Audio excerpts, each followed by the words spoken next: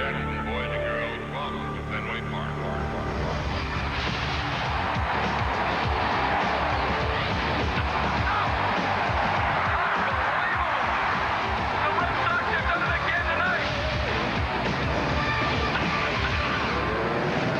With 20 home runs over the last 8 games, the Red Sox have slugged their way back into first place in the AL East.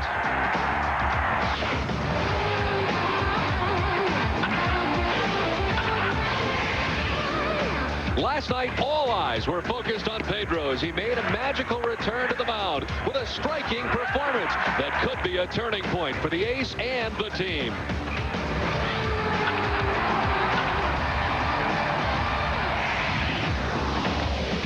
Live from Fenway Park, NESN presents Boston Red Sox baseball. Tonight, the Red Sox take on the St. Louis Cardinals. Hi, everybody. I'm Don Orsillo, as always, joined by Jerry Remy. The rubber game of this 3-game series, and Tim Wakefield returns for the Red Sox. Well, this would be a great accomplishment, Don, if the Red Sox can take 2 out of 3 from a very good ball club, the St. Louis Cardinals. And, of course, one thing to look for from Wakefield tonight, he did get hit in the ankle the last time, and that is his push-off ankle, the right ankle. He says it doesn't bother him, but we'll find out about that probably early in this ball game tonight. He goes up against Garrett Stevenson. We have the first pitch from Fenway after this. Boston Red Sox baseball and NESN is brought to you by Southwest Airlines, by your Boston area Lexus dealers, and by Citizens Bank. And good evening, everybody. Don Orsillo and Jerry Remy back at Fenway Park as the Red Sox and the St. Louis Cardinals wrap up their 3-game series. Let's take a look at the visiting St. Louis Cardinals starting 9. Miguel Cairo leads it off at second base. Orlando Palmeiro in center field. Albert Pujols at first base. Jim Edmonds, the DH again tonight. Scott Rowland at third base. Edgar Renteria at shortstop. Eduardo Perez in left field. Mike Matheny, the Golden Glove catcher. And Kerry Robinson out in right field, bats 9th. The defense tonight for the Red Sox, they'll have Bill Miller at third base, Nomar at shortstop, Todd Walker at second, and Kevin Millar at first. Left to right, Jeremy Giambi, Johnny Damon, and Trot Nixon. Doug Mirabelli behind the plate, and on the mound, Tim Wakefield. Wakefield with the record of 5-2. If he wins tonight, that'll give him 6. That'll tie him with Derek Lowe for the most wins out of Red Sox starting pitchers, the most wins on the team. Of course, last time out, Wakefield against Milwaukee got hit in that right ankle as he was hitting in interleague play and had to come out of the game after 2 innings. But he told me 2 days ago that it should be absolutely no problem for him. Now, if he was a power pitcher, that might be a different story. The umpiring crew has Joe Brinkman, the veteran umpire behind the plate, Darrell Cousins at first, Mike DeMuro at second, and Andy Fletcher at third. Let's take a look at tonight's game notes brought to you by New England Toyota dealers. The Red Sox, 19 hits last night. That is a season high. 332 average and 62 runs in 8 interleague games this season. Red Sox doing much better in interleague baseball this year. And Garrett Stevenson has his struggles this year, and in particular on the road. 0-3 with an ERA up near 6. We're available. Tonight's broadcast can be heard in Spanish by using the SAP function on your TV set. We are underway with strike 1 to Miguel Cairo. A pretty nice night here at Fenway Park after some cloudy conditions in the area most of the afternoon. And some intermittent sprinkles here during the afternoon, but right now mostly blue skies above. Miguel Cairo checks in at 252.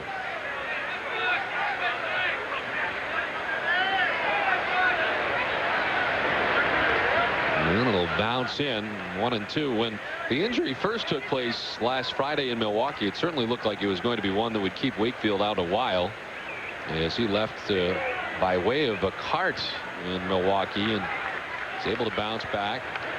Was surprised how good it felt day 2. He did not swell as much as he thought it might. I think he himself felt that ankle might be broke. He said when the trainer came out and touched it, he said he was in a tremendous amount of pain and was fearful that he had broke that thing. Strikes out Cairo to begin his evening.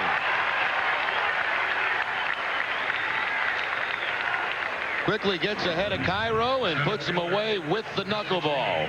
And apparently doesn't appear to have any problems for Wakefield at all pushing off. And I mentioned if he's a power pitcher, a guy that really had to push off to get velocity, you might be more concerned. But with the knuckleball, should not be a problem. One down for Orlando Palmeiro, the center fielder. As he gets to start in center field tonight, Jim Edmonds still having some problems with his hamstring. So Edmonds for the second straight night will be used as the DH for the Cardinals. Palmeiro quickly in the hole, 0-2.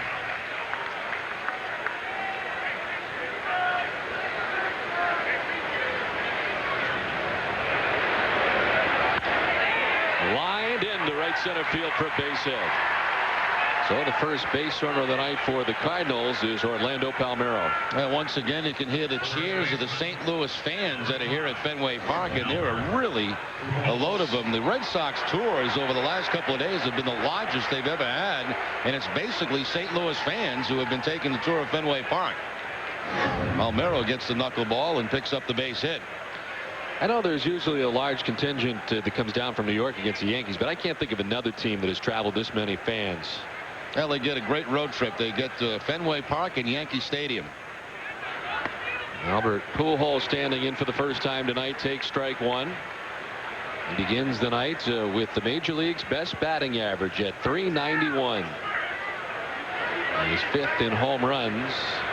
And swings away, lifting it to center field. Damon started in, now has to go back a step or two and handles out number 2.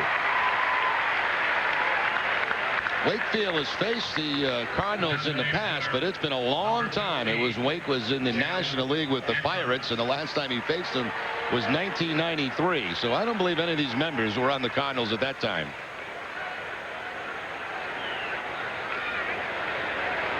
Here's Jim Edmonds at .312, 15 homers and 38 runs batted in. Edmonds benefiting from interleague play here, being able to be used as the DH with the hamstring troubles lately and not being able to play defense last night or tonight. But having the chance to stay in there as the Cardinals visit Fenway Park.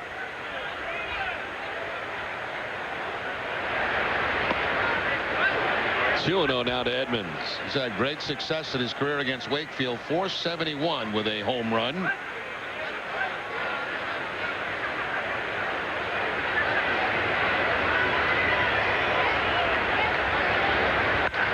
On the ground, ranging is Walker, diving, stands up, throws him out. Nicely done as Walker lays it out at second base.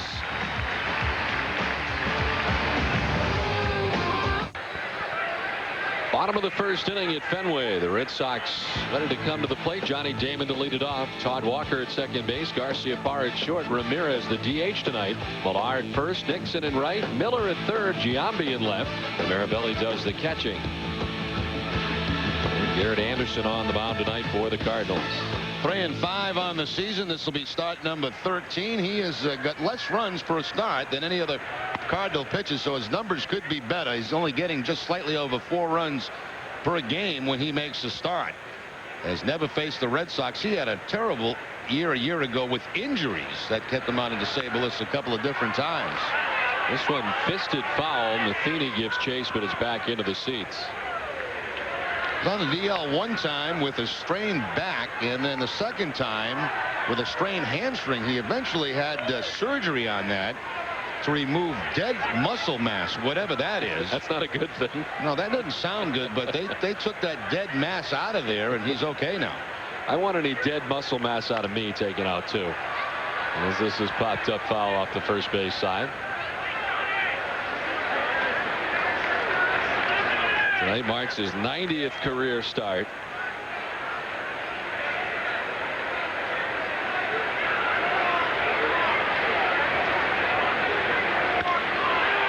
In the air to center field. Palmeiro over and under, and there's one down.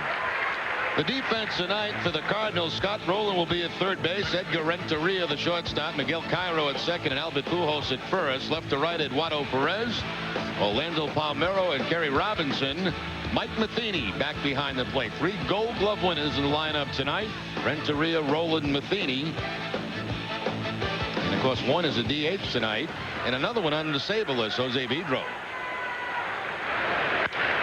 In the air to left, off the bat of Todd Walker. Back goes Perez, front of the wall, and that'll grab some wall. The ricochet by Perez, and Walker will round second base. A 1-out wall ball double. One thing about this year's edition of the Boston Red Sox, they have left-handers who take advantage of the left field wall here at Fenway. Walker, Giambi can go the other way. David Ortiz can do the same thing. That ball right on top of the scoreboard gets by Perez, and the easy double for Todd Walker.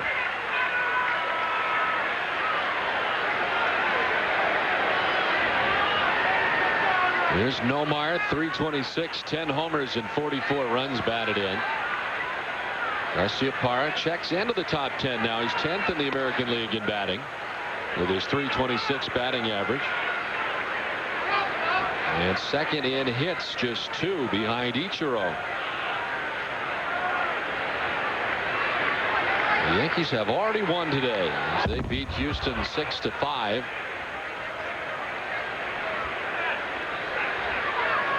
And as a result, the Red Sox and Yankees are tied to begin the ball game tonight. The Red Sox beginning the day a half game ahead of the Yankees, but with their victory against the Astros, they are tied 1-1. Nomar down in the count. Good changeup there by Stevenson. Fastball, changeup, curveball. The Red Sox will see from the St. Louis right-hander.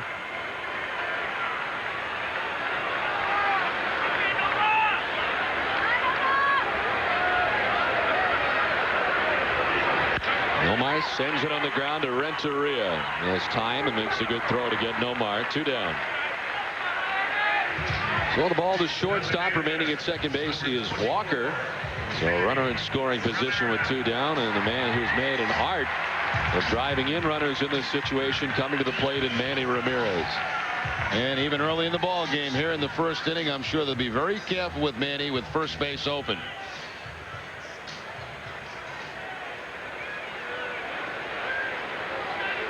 Manny at 325 as he rides a 10-game hitting streak, hitting at 462 during that time.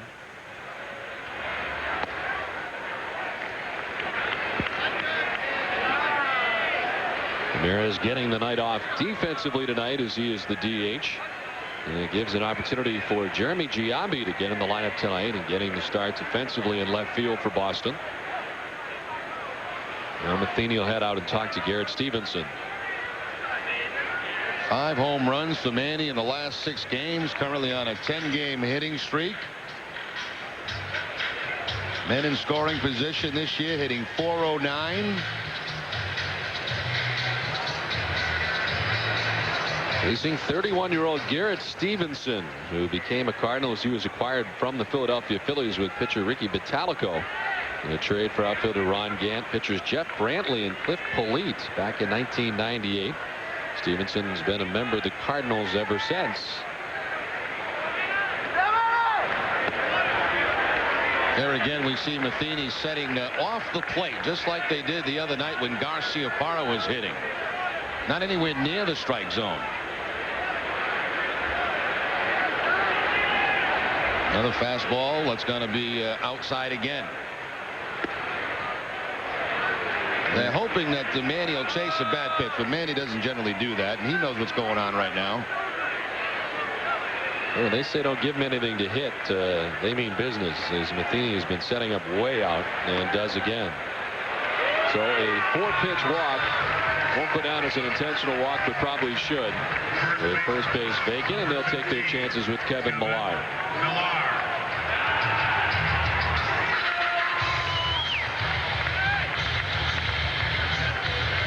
Millar up over 300 at 302.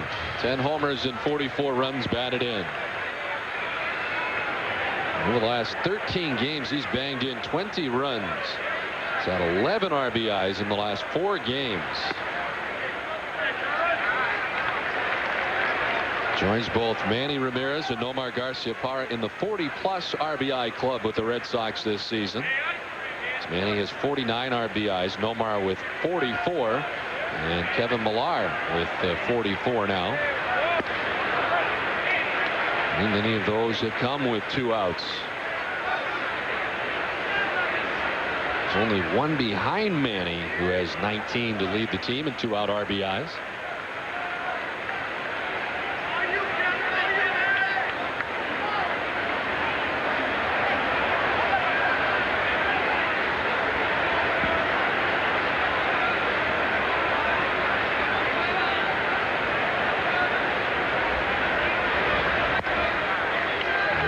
Misses to Millar. 2-1.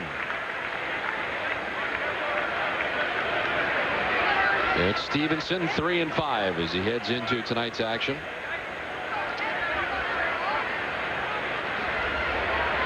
Two on, 2 outs, last of the first inning. Well, Stevenson behind 3-1. Well, the Red Sox were able to get to the starter last night for the St. Louis Cardinals early in the game as the Red Sox put a 7 spot on the board in the second inning. And a chance here to grab some runs in the first.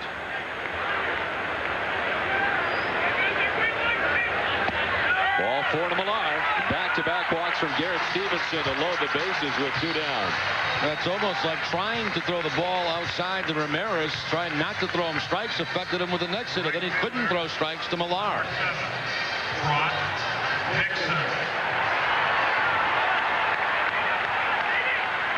So bases loaded, 2 down for Trot Nixon.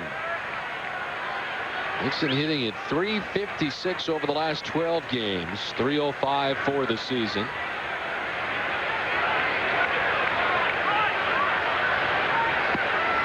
And he takes strike 1. There's 13 hits so far in the month of June. 9 of those 13 hits have been for extra bases, including 5 home runs, 1 triple, and 3 doubles. Just a jackknife back out of the way of that pitch.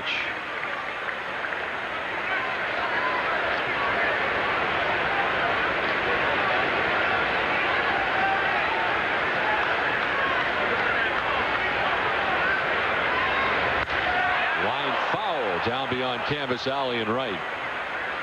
Nixon well out ahead of that pitch, and it's 1-2.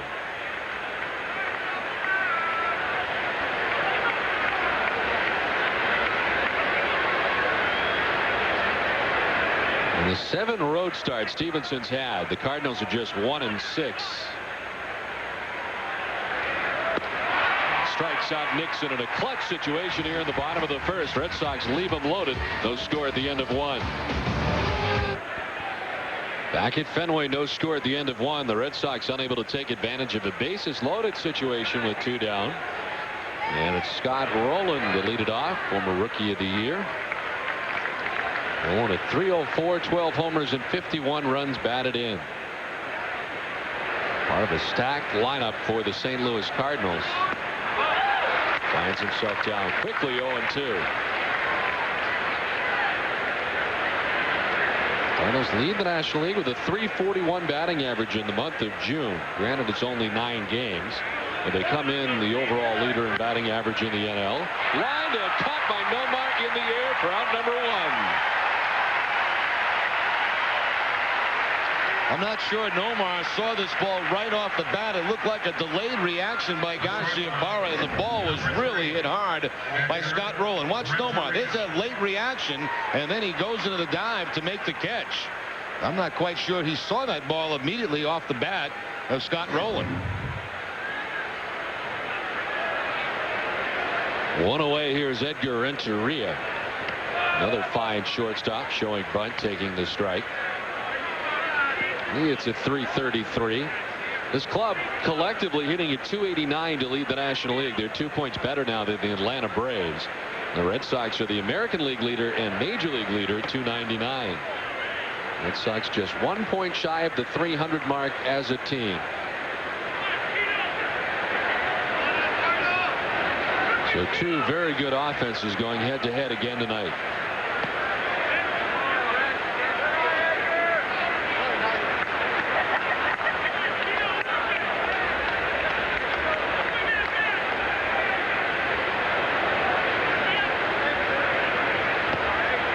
There's a strike, and it evens up at 2-2. No way Wakefield was going to give him with the fastball there on the 3-0 count against this kind of a hitter.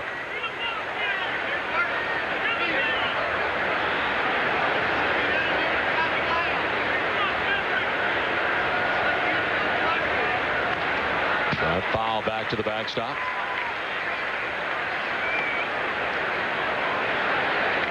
Well, last night, 13-1, the Red Sox with the victory. The Cardinals suffering their worst loss since 2001 against the Cleveland Indians, a 14-2 loss. This is a one hopper to third. Bill Miller handles it. The good throw, and there's 2 down. Well, H.P. Hood is rooting for the Red Sox and kids throughout New England. Each time the Red Sox strike out an opponent, make a double play, or hit a home run at Fenway, Hood donates $100 to the Hood Home Team Advantage Fund, which in turn benefits children's hospitals all over New England.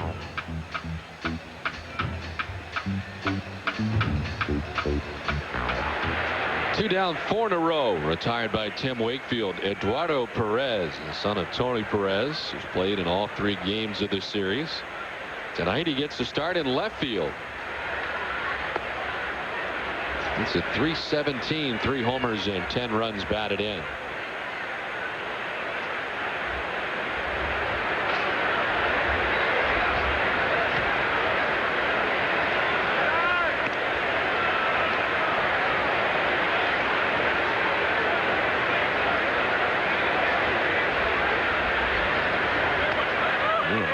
Cut from Perez, who is ahead 2-0. It's 2-1. And Perez with 3 home runs on the season on that 2-0 count. He was looking for number 4. He's looking to send that all the way back to St. Louis with that swing. 3-1 now. Now the Cardinals' usual 3-4-5 hitters, Pujols, Edmonds, and Rowland, have batted a combined .422. The last 15 games. This team has been swinging at all cylinders. Mirabelli moves over, but will have no play. About 3 rows out of his reach.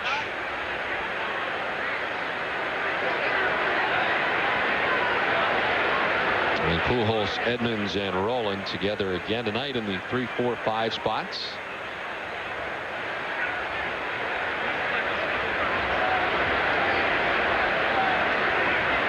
Two down, nobody on. Tim Wakefield has 1 strikeout tonight. He's ready with the payoff pitch. And he'll miss the first walk of the night for Tim Wakefield. It's interesting watching that shot in the dugout. Edmonds and Pujols talking, and what they're doing is they're watching Wakefield and they're studying him, see if they can pick up something different, some kind of different motion, movement out of his glove when he throws maybe the fastball, the breaking ball, something different than the knuckleball.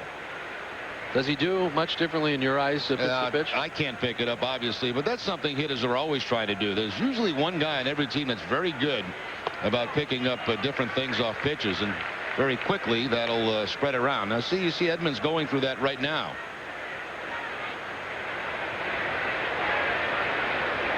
Edmonds is a guy that's always hit him pretty well, so maybe he does know something. 0-1 is popped up foul. Back and out of play.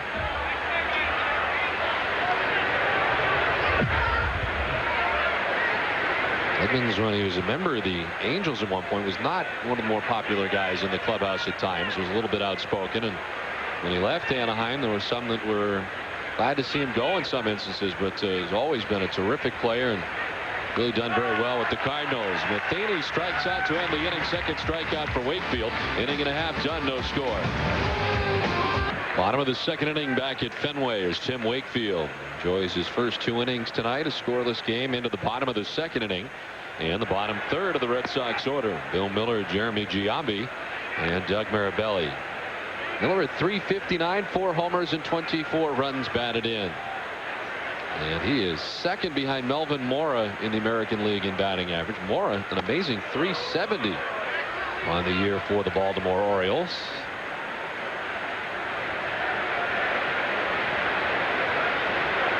I wonder what Melvin Mora is doing differently in 2003 than he's done in the past. Hitting. Yeah.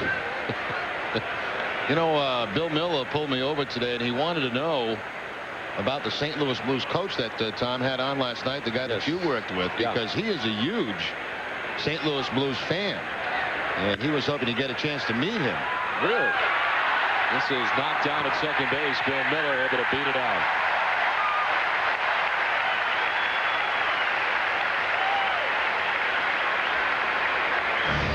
Boston Red Sox baseball on NESN is brought to you by Bob Stores, by Coors Light, and by Volvo. Jeremy Giambi. They have not yet ruled on that play at second base. I would think that would have to go as an error on Cairo. I would agree with you. Either way, Miller stands at first base. Jeremy Giambi stands in. You know what the official scorer is probably waiting for? The replay. Yeah. And they look at the replay a lot to determine whether it is a hit or an error on something questionable. Well, there goes the error slide. They do charge Miguel Cairo with an error. Giambi waves at that pitch. Yeah, that is Joel Quenneville, the head coach of the St. Louis Blues, who has done a terrific job with the Blues over the last few years and did coach the Springfield Indians in Springfield. He has a home here, I understand, during the offseason. Spends the winters in St. Louis. Brian Daubon is a huge St. Louis Blues fan. Well, if you're listening tonight and you get back out to Fenway, check down Bill Miller. He'd love to meet you because he is a huge hockey fan and a huge St. Louis Blues fan. We'll hopefully be talking to Joel soon, and we'll pass that along. And 2-1 to Giambi. Softly hit towards Cairo. He can atone for the error as he begins the double play. 2 down.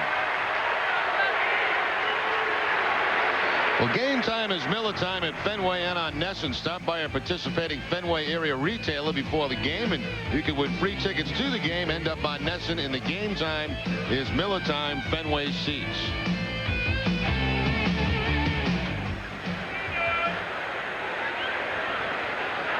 So 2 away, and it brings up Doug Marabelli. As the catching for Tim Wakefield in there tonight to work in that capacity. Marabelli, who has played recently less. It's a .253, 2 homers and 9 runs batted in.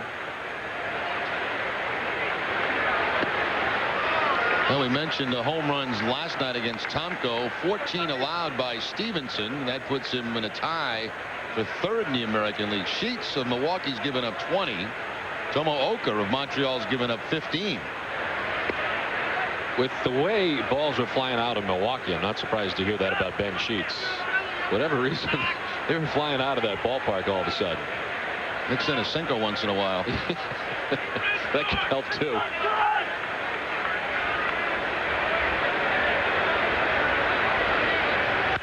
This is struck pretty well towards the wall and left, and it's going to kick off the wall quickly to Palmeiro. Marabelli's still going to try for 2, and he's going to be very out. The ricochet was too hard. He hit it too hard, and he's thrown out at second base. Top of the 3rd, and the time to try to stretch a single into double to get into scoring position is 2 outs. That's what Marabelli does. But one has to know one's speed. And I think for a split second, Doug thought he was Kyle Lewis. Here's Gary Robinson for the first time tonight. He wears 0 on his back. Robinson getting the start in right field tonight. Seen him come on defensively a few times in this series. It's at 186.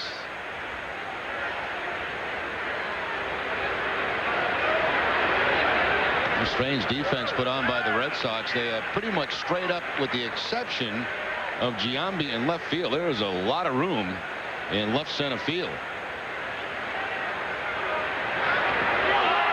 1-2 is swung on and missed. He strikes him out. So Wakefield struck out Matheny to end the 2nd. He opens the 3rd with a strikeout of Robinson. The Houston Astros come to Fenway for the first time ever this weekend. Game time 7:05 Friday and Saturday nights 2:05 on Sunday. Bring down to Sunday's game for a post-game Father's Day catch on the Fenway Park field presented by Fleet Bank. Tickets are available 24 hours a day toll-free at 877-RED SOX 9 at redsox.com or during business hours at Fenway Park. Here's Miguel Cairo, who has enjoyed his time at Fenway Park. The 0-1 will skip away. We saw Cairo here with the Tampa Bay Devil Rays at one point.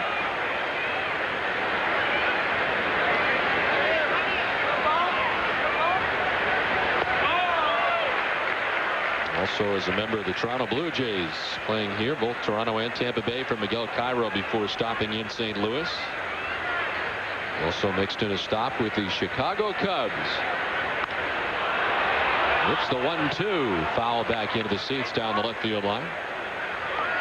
For Cairo, this is the 15th game that he's been in the leadoff spot with Vigna on the DL, and he's hit .250 from the leadoff spot. Most of the time with Tampa, we saw him down toward the bottom of the lineup. Line to left and a base hit for Miguel Cairo. Just the second hit of the night for the Cardinals. Center fielder, number 16, Orlando Palmeiro. Not much dance on that knuckleball from Wakefield. Just kind of floated up to home plate, and Cairo picks up the base hit with 1 out. 1 out, 1 on. Orlando Palmeiro singled to center field his first time up. He was one of 2 Cardinals hits tonight. There it goes on the first pitch. Cairo towards second. The throw down is not going to be in time. So they're running on Wakefield, which most teams try to do, and Cairo off on the first pitch. As we mentioned, this club's 13th in the league in steals. They don't run very much, but they certainly will try it against Wakefield. Very good jump there by Cairo. The throw a little bit high at second, and he gets himself into scoring position.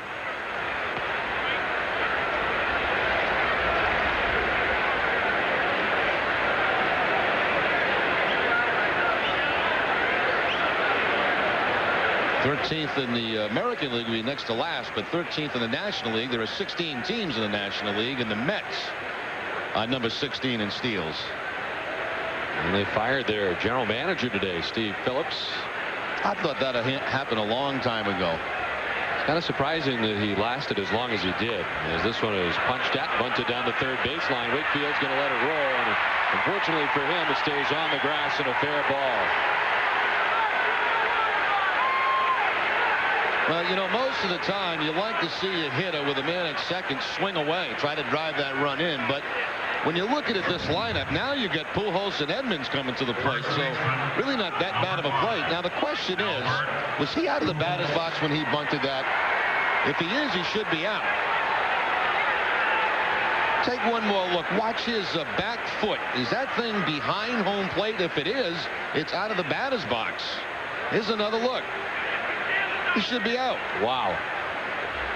Whether you bunt it fair or foul, if you have 1 foot out of the box, you're out. You're definitely right about that, as it is fouled off at the plate by Pujols. I'm surprised there was nobody questioned that.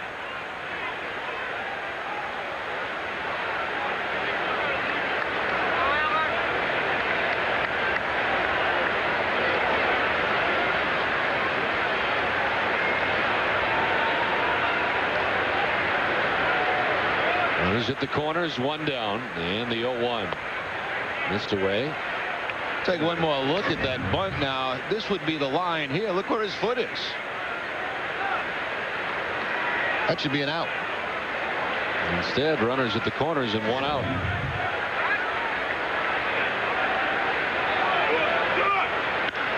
Grounded left side. The high hop for Nomar. Trouble getting it out at first. To second for 1. On to first, but not in time. And in from third comes Cairo.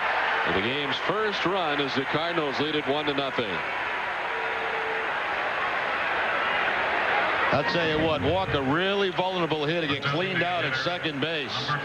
There's the play by Nomar. He double clutched out of the glove, and right on top of him is that base runner. He knows he's got to get rid of it quick, or he's going to get wiped out at second.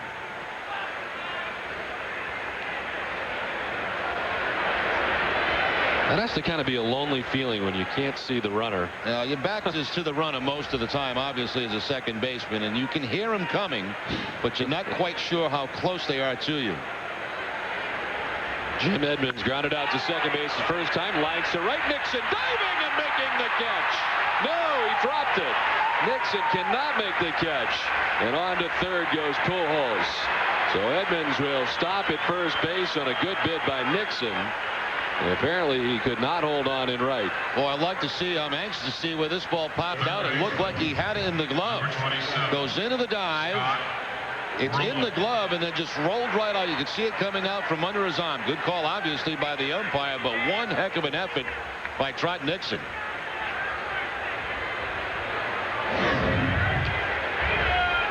So runners at the corners now, and another opportunity for the Cardinals with 2 down. Scott Rowland lined out to shortstop his first time. I think the pitchers really appreciate the effort that Trot Nixon gives night in and night out. Look, any pitcher, if you have outfielders and infielders that are willing to get their uniform dirty and dive, there's not much you can say to them except thank you.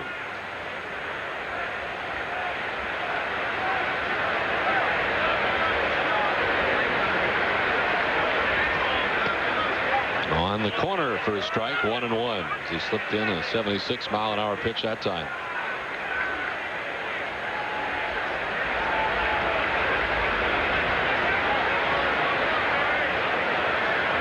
Pujols at third, Edmonds at first. A run in for the Cardinals. And this will miss. Again, Steve Phillips today was fired by the New York Mets. Art Howe still in place there as the manager. They named an interim general manager in Jim Duquette, the cousin of former Red Sox general manager Dan Duquette. Big cut there for Rowland, and it evens up at 2-2. So a change in the guard for the Mets today, and certainly they have struggled through yet another season.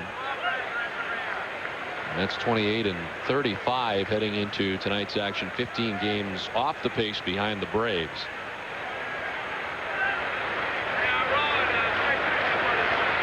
The 2-2. Check swing, grounded, foul.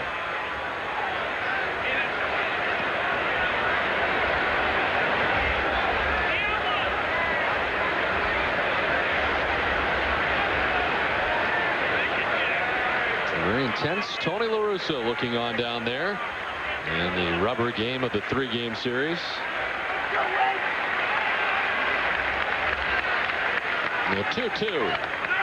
Got him. Big strikeout for Wakefield to conclude the third. The Cardinals get one and lead it 1-0. Don Orsillo and Jerry Remy back at Fenway. 1-0. Cardinals on top. Damon to lead it off. And grounds it foul outside at first. Damon flied to center field his first time up.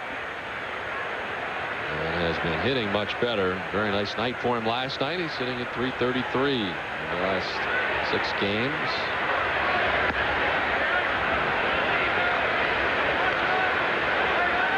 Damon with 4 hits last night.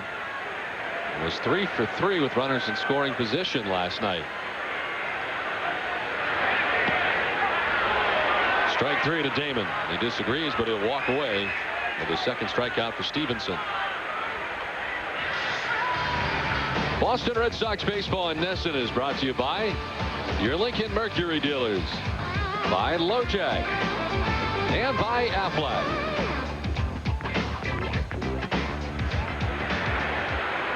One away for Todd Walker, doubled his first time up. Walker has 1 of 2 Boston hits tonight.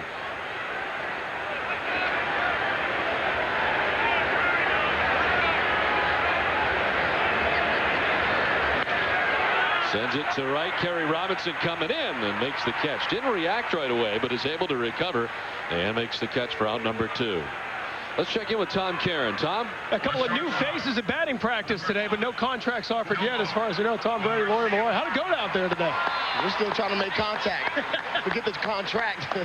It was fun. Now, you finally jacked one out. You were telling me 4 or 5 swings, but I think we counted a little higher than that. We threw a few more than that. I think probably ended up being in the 30s. But, God, you don't realize how tired you get out there swinging that bat and taking all those hard cuts.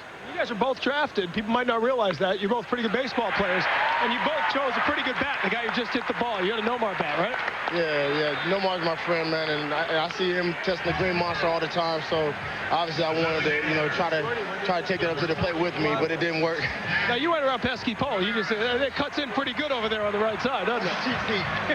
Yeah, I kept telling the pitcher to throw me inside so I could turn on one and hit it to the shortest part of the park. So I finally got one out. It took a while, but getting one out and ending on that one was a great time. So give me the quick scouting report. You tell me how he did. I think he did pretty good for a quarterback, but like I said, I told him earlier that they moved the right side of the field a little bit in for him. That's what they do for the quarterbacks. So they want their personalities to stay high. Rebuttal, Tom? I'd say if I were him, I'm glad I'm a strong safety and not a shortstop. And, you know, if he were on my baseball team, he'd be my pinch runner because he's pretty fast. I'll give him that. But I don't know if he'd be my DH. All right, guys, enjoy the night. All right, man. Guys, back to you. All right, Tom, thanks very much. Did you see his home run? Actually, I watched both of them take batting practice, and they're pretty good. And with a little bit more batting practice, they'd be very good. I think he's being he hit the ball pretty good, did Brady. That ball wasn't wrapped around the pole. He put it down way past pesky pole in that deep part of the bleachers, and that was toward the end where he was pretty tired. So they're both good. You know, most of the guys come out and hit really lousy, but they are good. You get a lot of celebrities from time to time who jump in the cage, and there are some terrible swings. But I think Brady put it best. So those are two very good athletes. You can tell right away. Now, he has kind of a Jim Edmonds swing, slight uppercut from the left side. Yeah. And he's trying to lift everything out of the ballpark. And you could see with some additional batting practice, both guys could get a hit in the big leagues.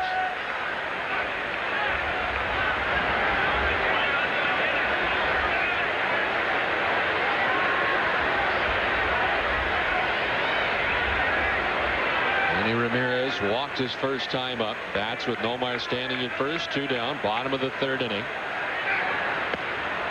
And on the corner for a strike. Brady's a big guy. I didn't realize. I mean, I knew he was big, but I didn't realize he was that big. I see him standing next to Bledsoe there in that first season, and it didn't seem like he was very big, but now you see him, and he is very big. And William Malloy's actually bigger than I thought he was.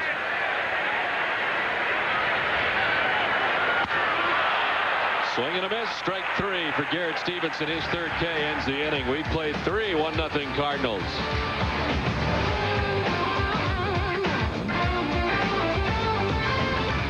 Boston Red Sox baseball on NESN is brought to you by Dunkin' Donuts, by Jeep, and by Samuel Adams Boston Lager.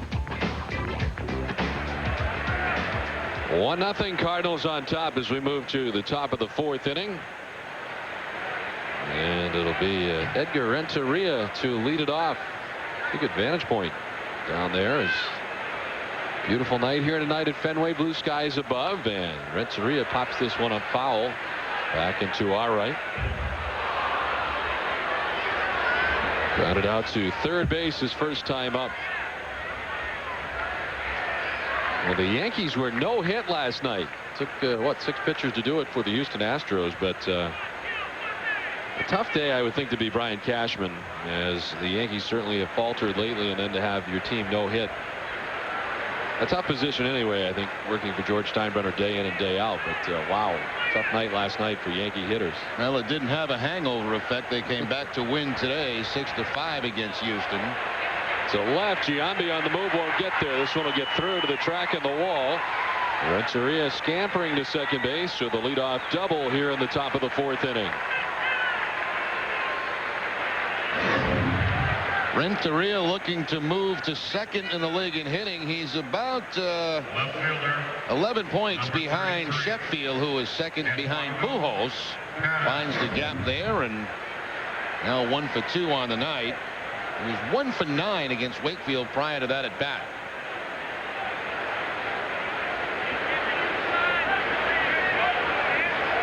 There's Eduardo Perez, who walked his first time, the only walk given up tonight by Tim Wakefield.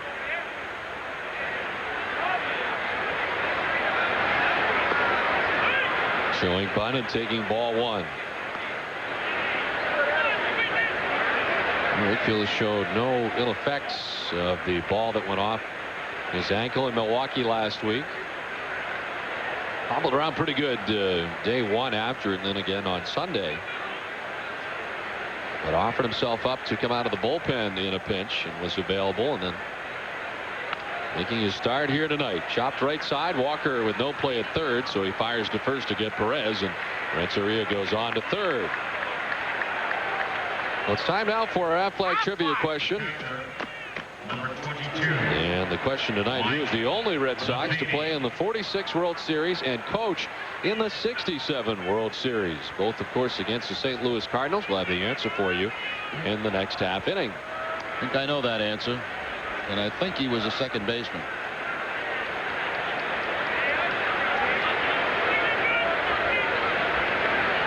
Mike Matheny is strikeout victim his first time. The Red Sox bring the infield in all the way around with Renteria standing at third and one out.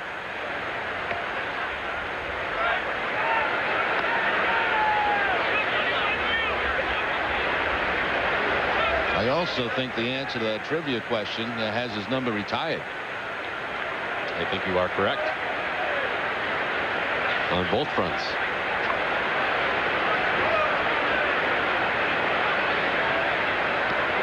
Down low, gets away from Marabelli. Renteria is going to try it, and he is in. So one that gets away from Marabelli, and in from third base comes Renteria with the second St. Louis run, and the Cardinals lead it 2-0. Now that's always the danger with a man at third base and the knuckleball on the mound. Got the glove on it, but right underneath the glove, right through the 5-hole, and the second run comes across for the Cardinals. Look at Renteria. He was going back toward third base, but then get himself going in the right direction and scores the run. They charge Marabelli with the pass ball that allows Renteria to score.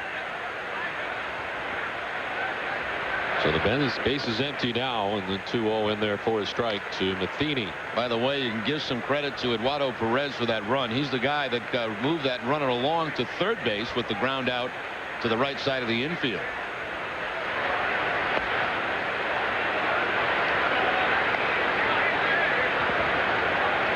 Doesn't show up in the box score tomorrow, but obviously a good at bat for Perez. Ball 4 to Matheny. The second walk of the night given up by Tim Wakefield.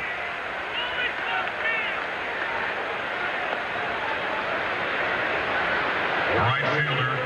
Well, Dave Wallace is getting to know his pitching staff here, the interim pitching coach for the Red Sox, and I wonder if he'll be like a lot of the other pitching coaches that have been here in Boston during Tim Wakefield's tenure and really not being able to help him very much because the pitch is such a specialty pitch. That's interesting, Don. You were mentioning the no-hitter last night, 6 pitches. I was on a team that was no-hit by 4 pitches. 4 pitches from the Oakland Athletics in 1975. They were getting primed to go to the playoffs, and they had some guys just getting work in on the last day of the season, and they no-hit us. How about that?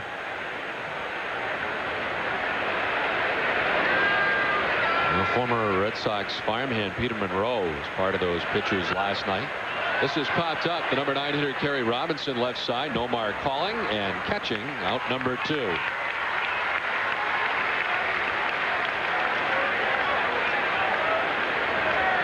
And Kerry Robinson, he looks a little shaky against that knuckleball. Struck out that first time up with a pretty bad swing, and that time instead of waiting around to 2 strikes, has that little pop up the shortstop.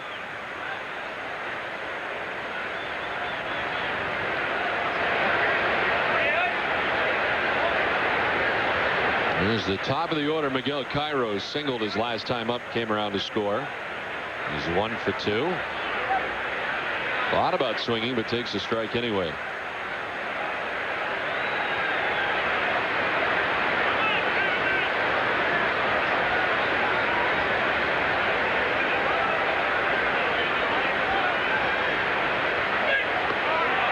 Lunging after that pitch, and it's 0-2.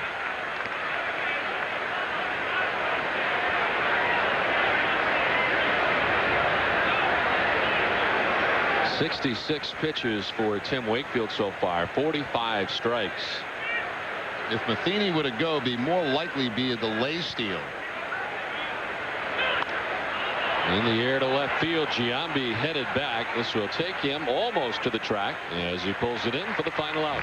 The Cardinals add to their total and lead it 2-0. Back at Fenway with the Cardinals on top now, 2-0, out hitting Boston 5-3. Red Sox coming up here in the last of the 4th. Kevin Millar, Trot Nixon, and Bill Miller face Garrett Stevenson.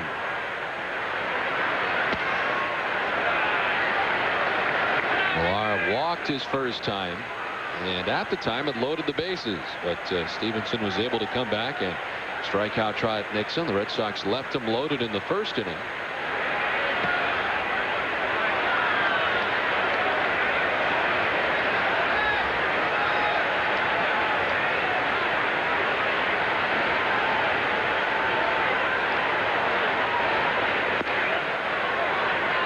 thought about it. They did not offer. And it's 2-1 now to Kevin Millar.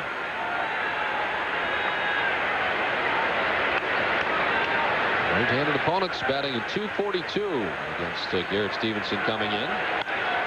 As Millar sprays it foul off the right side. 2-2. I believe, though, the right-handers have had 10 of the 14 home runs he's allowed this season. That is true. He's lost 3 straight decisions, and his last 4 outings, his ERA has been at a 6.08, so it's been up there. So he's given up 16 earned runs in 23 2/3 innings pitched coming into tonight's action.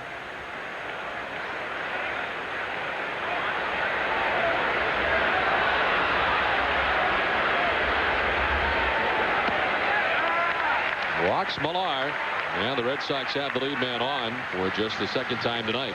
Let's check out the game summary so far in this one. As Miguel Cairo is a single and a run, Edgar Renteria double. Albert Pujols with his 54th RBI places him 3rd in the National League. Tim Wakefield 4 innings, so far giving up 2 runs, 1 is earned, and Stevenson so far 3+ shutout innings. He has now walked 3 with the most recent walk to Kevin Millar to begin this inning. Here's Nixon, who struck out with the bases loaded back in the 1st inning.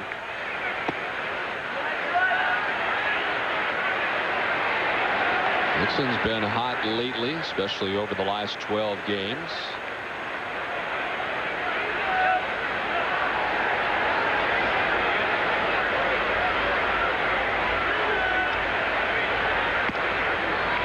And Stevenson behind 2-0.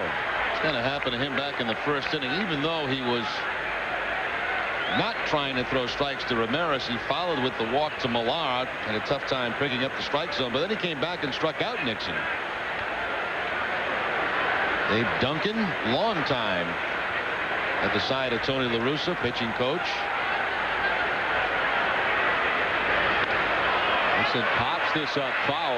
Perhaps a chance for Matheny, who comes back. He's got a chance, and the catch. We're out number 1.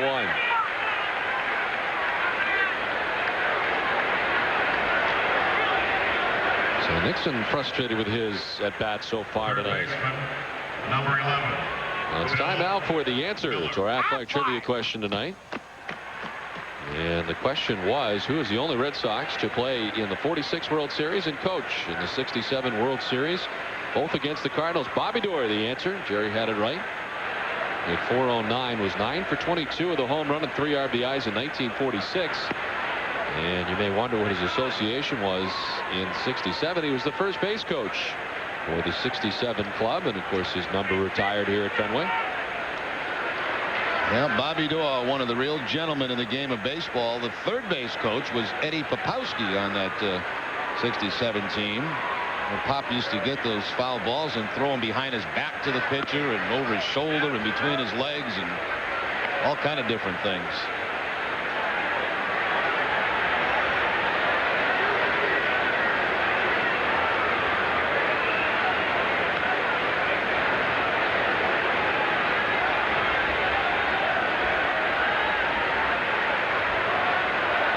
A 2-0 pitch to Bill Miller.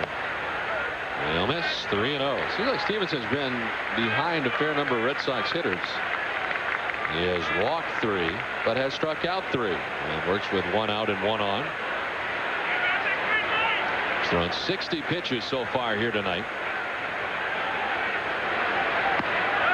And walks Miller on 4 pitches. So the 4th walk of the night given up by Stevenson. The Red Sox have 2 on, both via the walk. There's 1 out, and Giambi makes his way to the plate, and Dave Duncan makes his way to the mound. Well, now with 4 walks, he has 37 walks on the season. Just a few less than strikeouts, and that's in 76 innings now. So that has been a problem for him.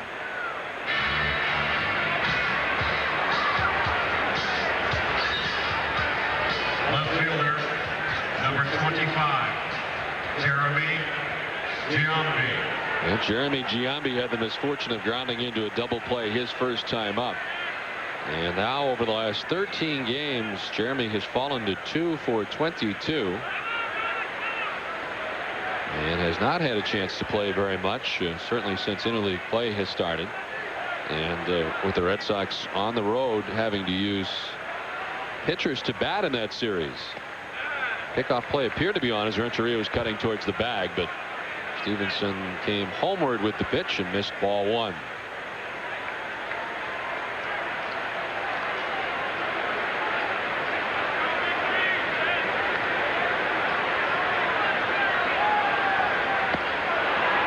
One and one.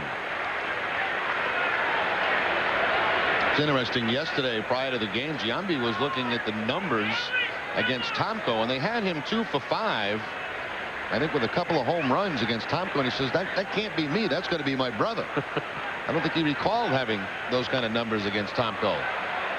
Fouled off back below us. I double checked, and on all the stat sheets I saw, though, it was Jeremy Giambi, so apparently he didn't remember.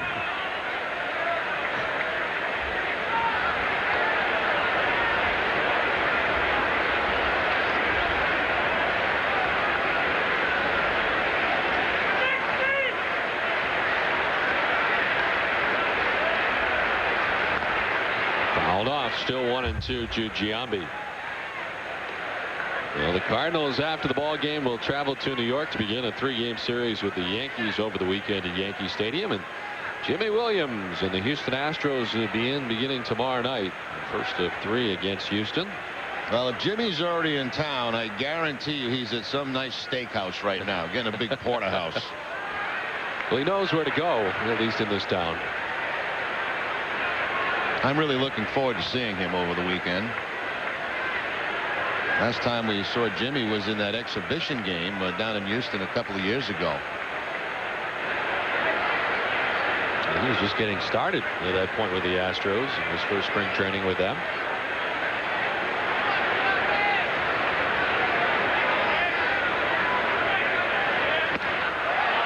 Did he go? Yes, he did. In fact, Joe Brinkman rings him up from behind the home plate. Looked like he was going to appeal, and he did appeal, and the third base umpire said no, he didn't go.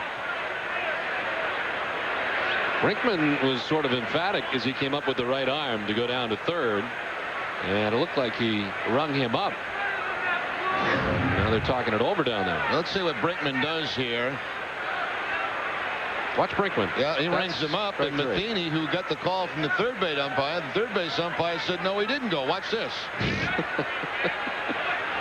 So we have some confusion. Yeah. I'm glad we had a replay, because I thought I was losing it. Well, now Brinkman looks like he wants to send Giambi back to the dugout. Can he overrule?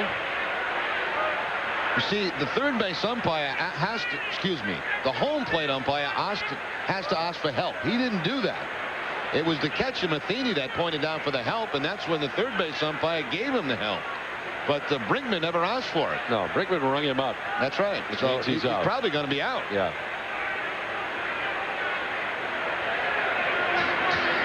I only watched him, and he was out.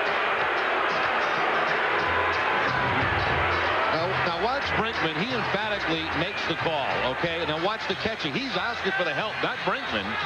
And Fletcher a little quick to the drawer down at third base to give the he didn't swing sign.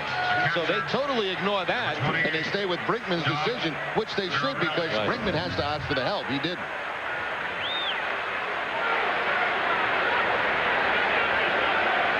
Well, Doug Mirabelli standing in with 2 outs. Runners at first and second. Millar at second. Miller at first. And that's something you see every day right there.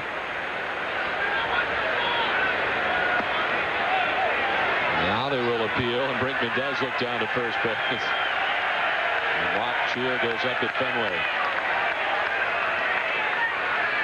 Well, you know, Joe felt that he had a good view of the swing, and he felt like he could make the call. And he certainly did. The guy that made him look bad was Fletcher, because he responded to Matheny.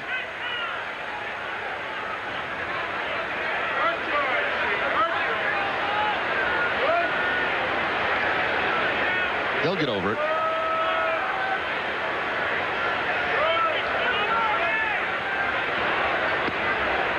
Mirabelli tried to Stretch a base hit into a double last time up off the wall with 2 outs in the inning, and the second was gunned down at second base. And he has a home run in his career against Garrett Stevenson. 2 outs, 2 on here in the bottom of the 4th inning. Red Sox down 2-0. Marabelli ahead in the count, 3-1. Red Sox now 19-10 at home at Fenway, second best home winning percentage in the American League, only behind Oakland. The A's are 20-8.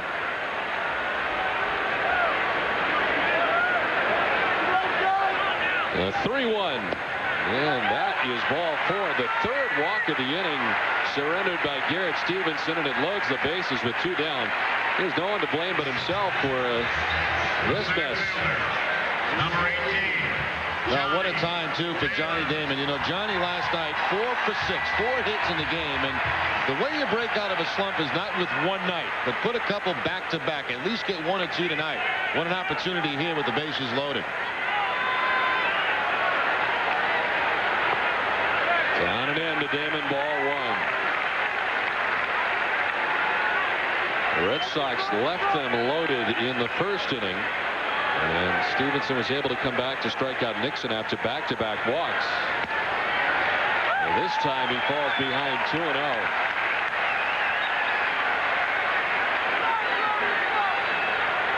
The shortstop Renteria in to talk to Stevenson as he goes back behind the mound.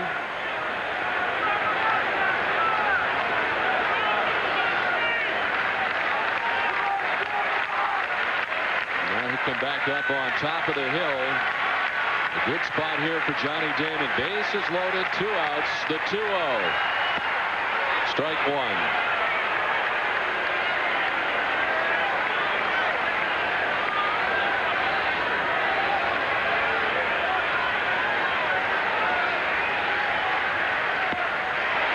Up top for ball 3. As a result of all these walks, Stevenson had not thrown a lot of pitches early. He's up to 76 now. Bases filled with Red Sox. The 3-1. Strike 2 and a full count. And Stevenson now just a strike from getting out of his second bases loaded jam. Well, the high strike call there by Brinkman above the belt. And a nice job of framing that by Matheny. Tuck that glove back in toward the corner of the plate. The 3-2 pitch. Damon swinging and popping it up left side. Renteria is there, and he's got it. The Red Sox leave them loaded for the second time tonight. Cardinals on top 2-0. Back at Fenway, the Red Sox trail the Cardinals 2-0. The Red Sox have had some opportunities in this one as they have left them loaded twice in this ball game. The Red Sox have left a total of 7 men on through the first 4 innings. Orlando Palmeiro to lead it off. He's got 2 hits tonight, a single to center and an infield hit to third.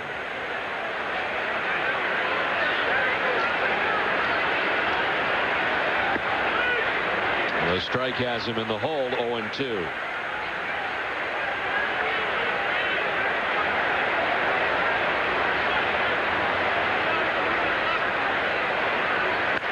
Right back at Wakefield, who catches it in the air.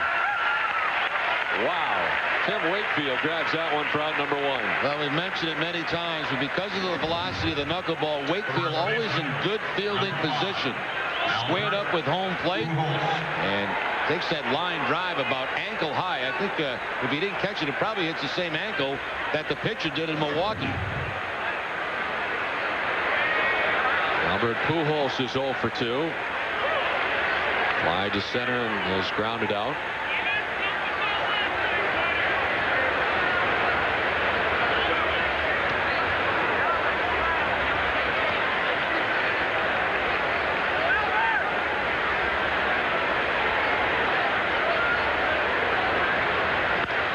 Chopped down the third baseline, snared by Meadows, sets and fires, dug out by Millar on the other side. Great play at both ends of the diamond.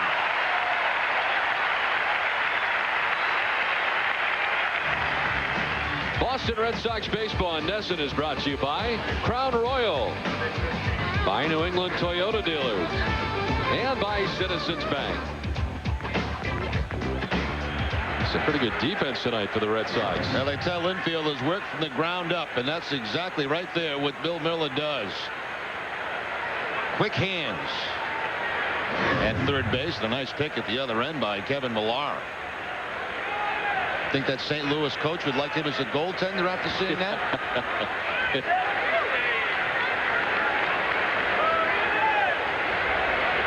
Bill Miller with a fine play down there at third base. 2 down. Jim Edmonds standing in 1 for 2.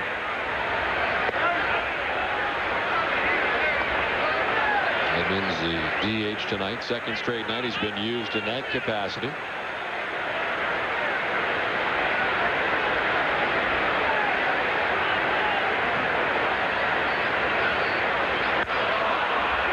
On the ground to Walker.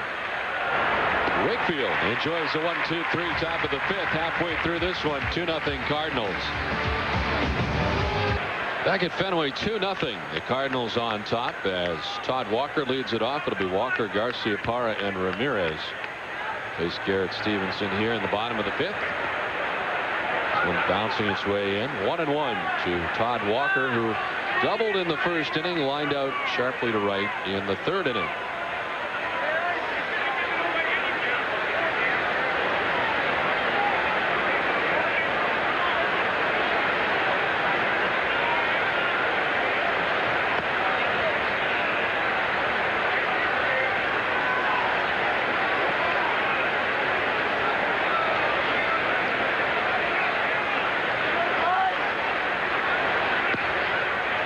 Corner for strike 2. 2-2 now to Walker. Rick Stevenson last year was 2-5 with a 5.40 ERA in 12 games. I mentioned earlier, he made 2 different trips to the DL. First with a back strain, then a strained hamstring. It was kind of a lost season for him all in all.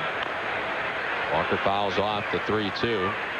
You mentioned earlier about the change in general managers in New York and Jim Duquette interim. I wonder if Dan Duquette would be considered for that position with the Mets. Be interesting. It's an interesting thought.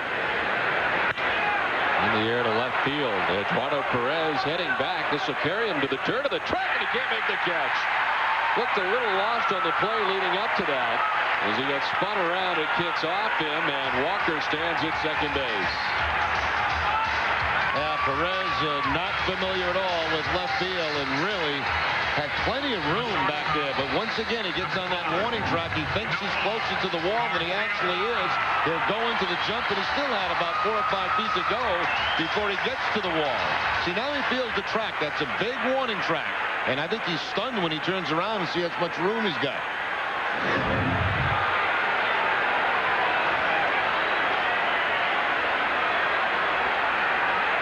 Walker stands at second base. Here's Nomar, is 1 for 2. It's fouled off the right side. Perez charged with a 2-base error out there in left field. The second error of the night for the Cardinals. Now, between walks and errors, the Red Sox have had their share of opportunities in this game but have not been able to cash in on either front. Nomar pops it up. Foul. Matheny comes back and will not have a play.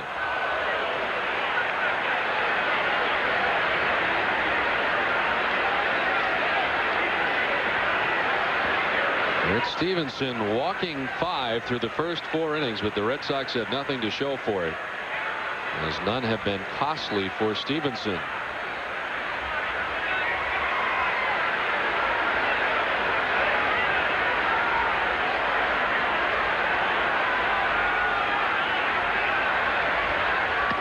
Backs up Nomar Garcia-Parra.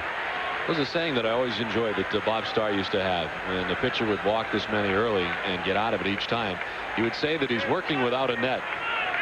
And that is the case here tonight for Garrett Stevenson, who has walked a lot tonight. Strikes out Nomar, and there is strikeout number 5. It's time now for the Heineken What's on Tap tomorrow night on UPN 38, the first game of the Astros-Red Sox series in Boston, outside of Boston on NESN. Only on NESN Saturday night is what come to you from the Monster Seats. And then on Sunday, WBZ Channel 4 is the game in Boston, NESN outside of Boston, with a start time at 2 o'clock, 3-game series against the Astros. Manny Ramirez 0 for 1 with a walk.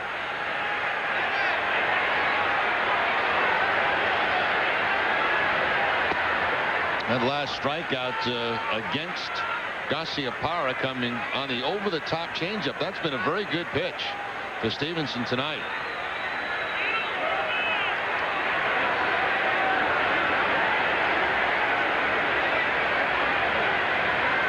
Now, this is similar to that at bat back in the first inning. Same thing. I mean, Matheny, if you watch him set up, he will not set up anywhere near the outside corner. And I'll say one thing, Stevenson's hit his spots. Watch Matheny move out here. Set up. And here comes the fastball away. What do you think? One more? I would say so, yeah. I wouldn't try to trick him.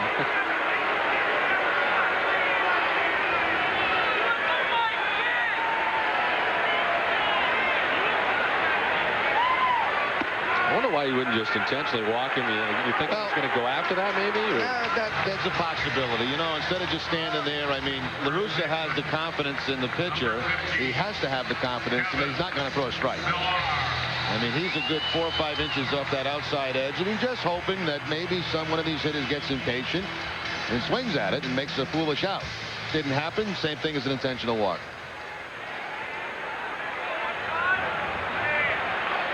Two on, one away. Kevin Millar has done the same thing twice tonight. That's walk. And he takes strike one. I'd like to welcome today's visitors to the Dunkin' Dugout. Dunkin' Donuts proud to host area youth and charity organizations at every Red Sox home game. There they are out there enjoying tonight's third game of the 3-game series against the Cardinals. And as always, we'd like to thank Dunkin' Donuts for providing everybody with refreshments, and Dunkin' Donuts here in the booth.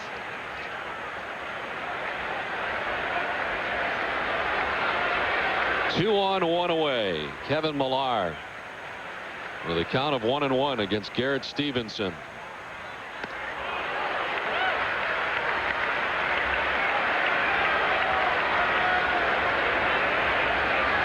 Walk to Manny Ramirez was the 6th walk given up tonight by Garrett Stevenson. The Red Sox have been held to 3 hits so far. That's quite a task in itself. In the dirt, and Matheny does a very good job of trapping it. 3-1 to Millar. And it's interesting the way they're pitching to Manny tonight. I would imagine happens quite often to Bonds in the National League.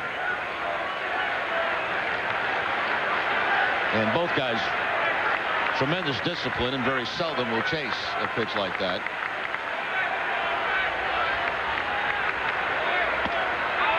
A strike, and Millar gets the news late from Joe Brinkman. He took a step towards first. Joe, a couple of times tonight, at least he's been consistent with it. He's called the high strike. That ball above the belt, but clearly within the strike zone.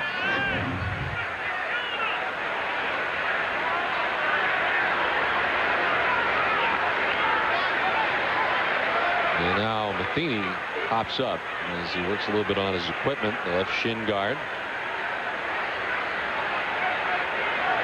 Kevin Millar's walked twice tonight, batting with 2 on, 1 away here in the last of the 5th. And the Red Sox down by 2 runs. The runners are off. Millar's swinging, and he pops it up foul. This should get back and out of play. And will.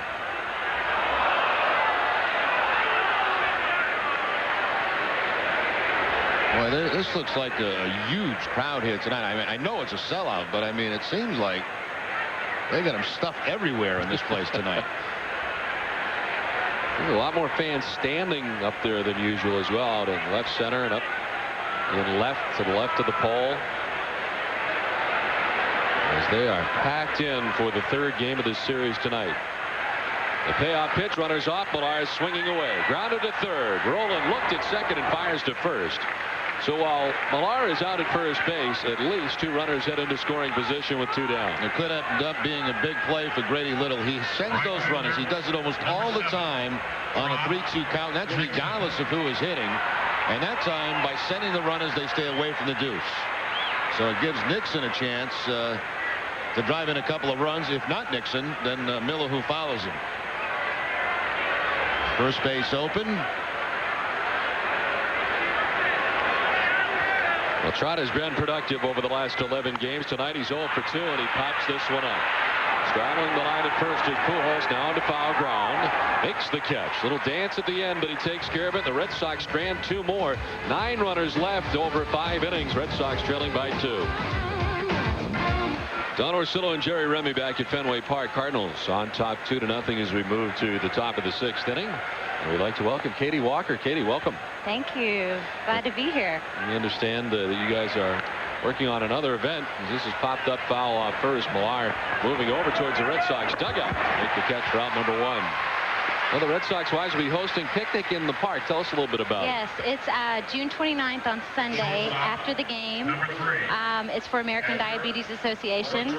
We'll have live and silent auctions, a great band, and if we're lucky, maybe Theo Epstein will give us a quick song. Oh, I don't know about that.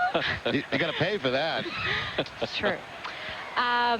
It's going to be a great event. We're trying to raise money for the American Diabetes Association, and it also funds the Red Sox Foundation.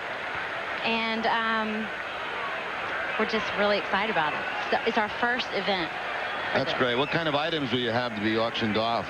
We have signed bats, balls. We have each player made their own jacket.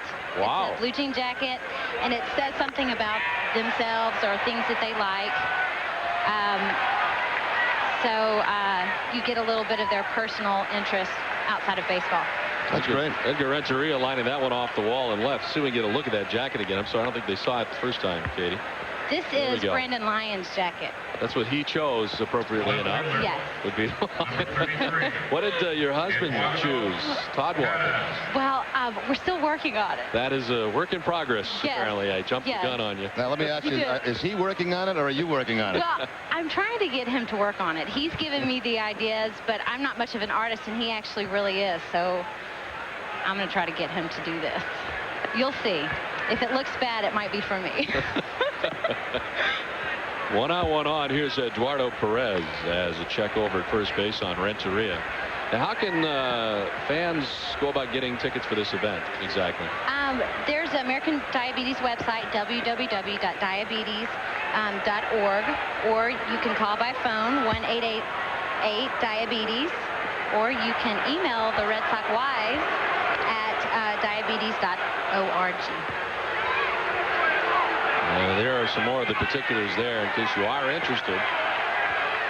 Well, this is your first season in Boston. Your thoughts of coming to this, our fine city? It is. We love it. We have 2 babies. They're 18 months apart, and we live downtown. Oh, that's terrific. I've never done it. We're usually in the suburbs area, so I'm getting used to it. I love the fans. They're great. They love the team, and it's exciting to be here in a big city and a fun place. We love it.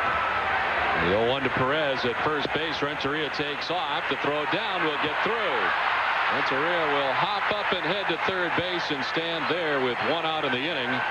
Another potential run now for the Cardinals just 90 feet away. Renteria picks up steal number 10 on the season. And, of course, the La Russa has shown when he gets a base run in this game, he's going to send him because of that knuckleball. Mirabelli rushing to throw it, gets by. It actually hits Renteria and heads out towards center field, so he can move up to third base. Now the Red Sox have to pull the infield in. Well, the Red Sox wives did a lot of nice things over the last couple of years, raised an awful lot of money, and it's great to see. And the best thing about it is they have a lot of fun doing it. We do. We actually just did we helped the ice cream scoop today out at the government center. Oh, terrific. Did the ice cream for the cancer, Dana-Farber. And that was actually a lot of fun. Eating the ice cream also. Did you eat more than you served, or? I try not to. I try not to. Renteria at third, the infield in all the way around, and this is popped up foul off first base. Now, you got it down good. You've got Government Center down, and pretty soon you'll be able to drive in the city. That's not an easy thing to do. You know, I'm taking taxis. That's a wise thing to do. I tried the T with 2 babies, and I said, never again. You're from Louisiana? Yes, originally? maybe that's why. A little different driving here in Boston than Louisiana, I would imagine. Yeah. Although I've never been to Louisiana, so maybe it is. I have. Have you? It's much difficult to drive here. I think so. We're not as aggressive. I'll give you a little hint. Just never look them in the eye when you're driving in Boston. Never commit to anything. Just don't look at them if you do choose to drive here at any point. Well, we live across the street, so. Oh, that works out great then. Yeah, you don't have to go far at all. The 2-2. That one hits him. And nowhere to go. And Perez will be going to first base, the hit batsman.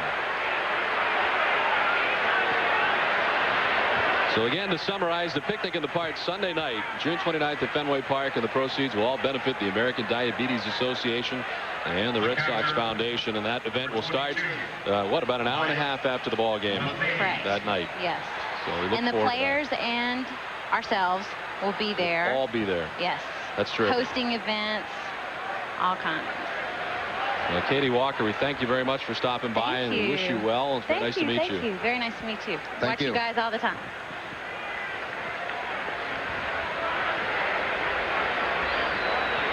2-2 to Mike Matheny here, the catcher, with runners at the corners.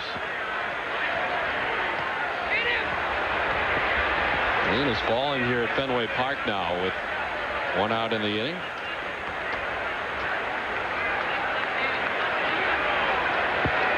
Really fortunate in this series with intermittent rain during the day not to have rain within the game, but rain here falling now at Fenway. The 1-0. That will miss the inside. 2-0.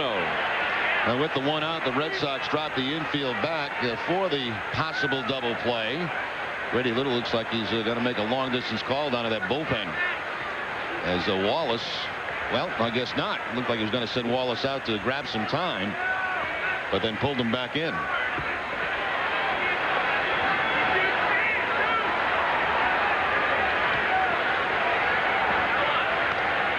Matheny gets a piece to foul it back to the backstop. Our thanks to Katie Walker for stopping by, and looking forward to another fine event hosted by the Wives coming up here.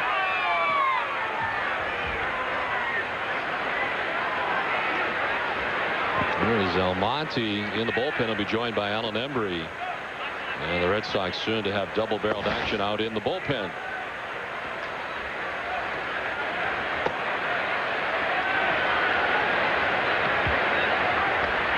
Swung on and missed. Evens up at 2-2.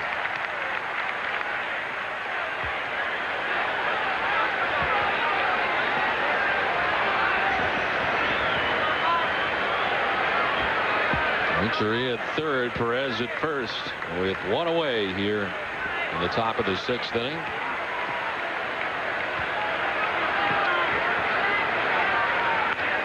Popped up right side. Walker on the move to the outfield grass, back at first to make the catch. Not nearly deep enough for Renteria to make any kind of trip homeward, and there's 2 down.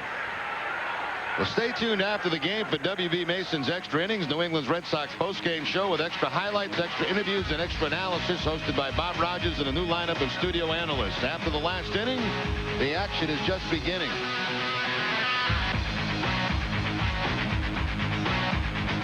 Now, this should be interesting, Don. Robinson tonight twice has looked very bad against that knuckleball from Wakefield. First time striking out, next time popping up. See what kind of a bat he puts on here with that 1st and 3rd situation.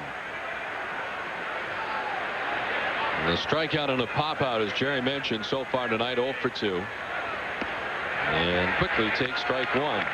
Miller in just in front of the bag at third base. Robinson with good speed. You never know. He might try to drop one down.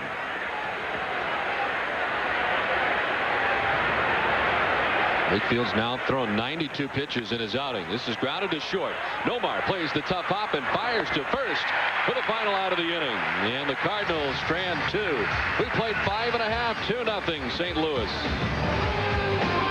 Back at Fenway as we head to the bottom of the 6th inning, Bill Miller to lead it off for the Red Sox.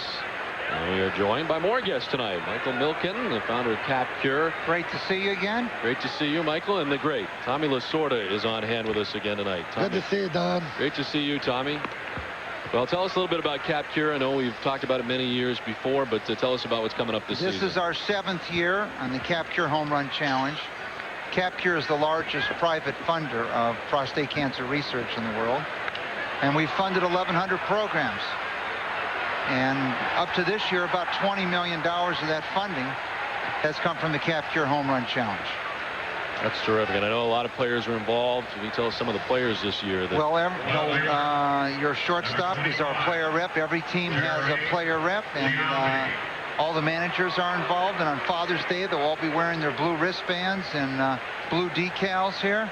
I started early on you with the blue. I'll have to bring this back out again. Well, Tommy thought that was Dodger blue. He told me when he was coming in here. He thought that was Dodger blue. So anybody can pledge. There's a number you can call in. 1-800-547-CURE. And all the home runs in those 60 games, which end on Father's Day. Last year there was 126. So if you pledged $1, that would be $126. If you pledged a dime a home run, that'd be $12.60. And if you were great enough to pledge $1 or $1,000, that'd be $126,000. And every cent pledged during the Red Sox games, every home run hit here on today, Saturday, and Sunday goes to cancer research in the Boston area. Tommy, how did you get involved with this great cause? Well, I met Michael a long time ago, and we became very, very good friends. And when I saw what he was trying to do, then I was right there to help him. So I've been with him for a few years now and enjoying being around him. Grounded back up the middle, the great Edgar Renteria from the outfield gets him. Wow. That's some kind of shortstop right there, and there's 2 down. And Tommy goes from ballpark to ballpark, telling the guys how important it is to hit home runs and talk to the pitchers and make sure they've got their good home run pitches going. But I also like to talk about Mike and the time and effort and money that he puts into this cause. He's had it himself. He knows what it's like. He knows what he's done to try to stop it from getting any worse. And he wants to pass that on, and he wants to do everything he can to find a cure for prostate cancer. And I can say this to the best of my heart, that if there's anybody who's going to find a cure for prostate cancer, you can bet your money it's on Michael. Wow. And we need people to contribute. We need people to pledge. We need it for research. And we have a lot of researchers in the Boston area that are going to help us do that. And the amazing thing is the awareness of this program, which centers around Father's Day and the theme, Keep Dad in the Game. It's amazing the numbers, looking at them, how many people are affected by it, and not only just in baseball. There have been some very famous people that affect, but the numbers are staggering. 1 in 6 Americans, and probably 1 in every 2 families in the country is affected. It's the most diagnosed cancer in men after skin cancer. I did a radio show. This is lifted in the air to left center field, and this will be out number 3. I did a radio show this past Sunday, and a call in. And the guy called in and said, Tommy, and he broke down and started to cry right on the air. We pick it up next inning. Okay. Come right back, Tommy. 2-0 Cardinals. I'm sorry, Tommy.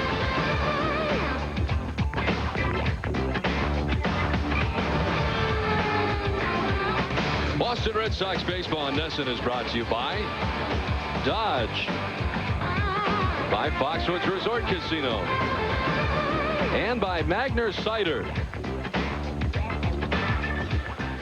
Don Orsillo and Jerry Remy back at Fenway Park, and Tommy and Mike moving on to another booth here as they'll be visiting everybody tonight. And fortunately, we didn't get to Tommy's story. Started in, but fortunately, the 3rd out. But we'd like to thank them for stopping by.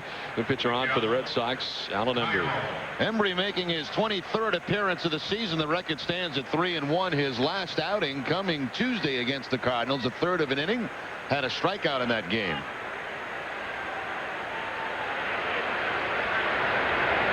Miguel Cairo, the top of the Cardinals order, to lead it off.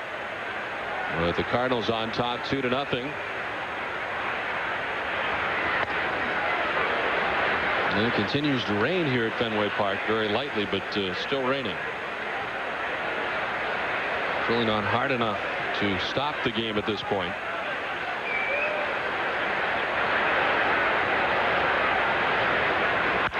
On the ground right side. Walker to his left, and he'll throw out Cairo. Millard a little dance step there at the bag, but he's able to hold on for out number 1. Let's check in with Tom Karen. Tom? Todd, thanks very much. Here with author Rich Wolf, our Citizens Bank Not Your Typical Fan.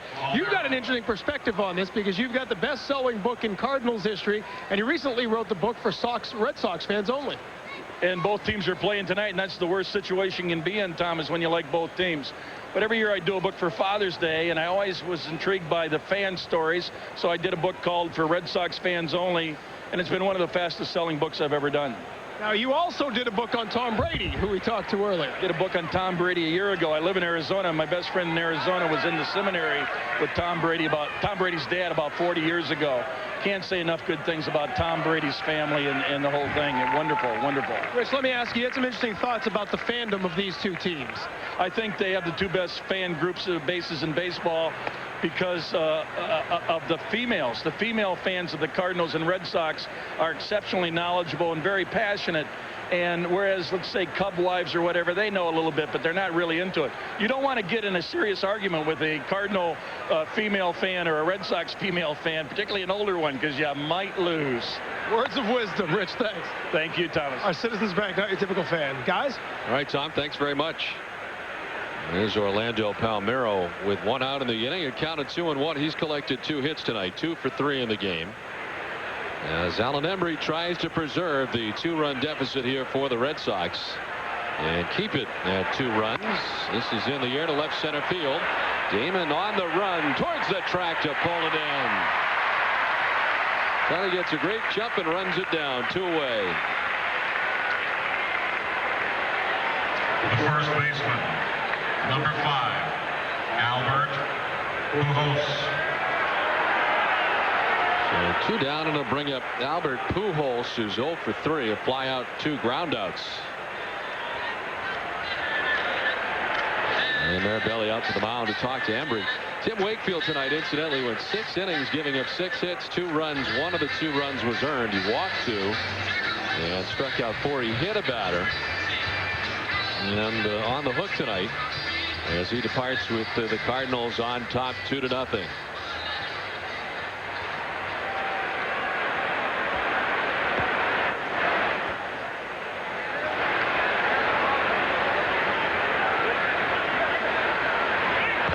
All of a sudden, we had a flurry of activity here in the booth. All kinds of action. My goodness. Unfortunately, Tommy had to go there. I think he was winding up for what probably was going to be a very good story, but this is down the right field line and will curve its way foul back into the seats. More action in the Boston pen. Mike Timlin is up in the pen. Now that is very rare. You can go maybe 4 or 5 games without a guest, and then to have 2 within an inning is sort of a surprise.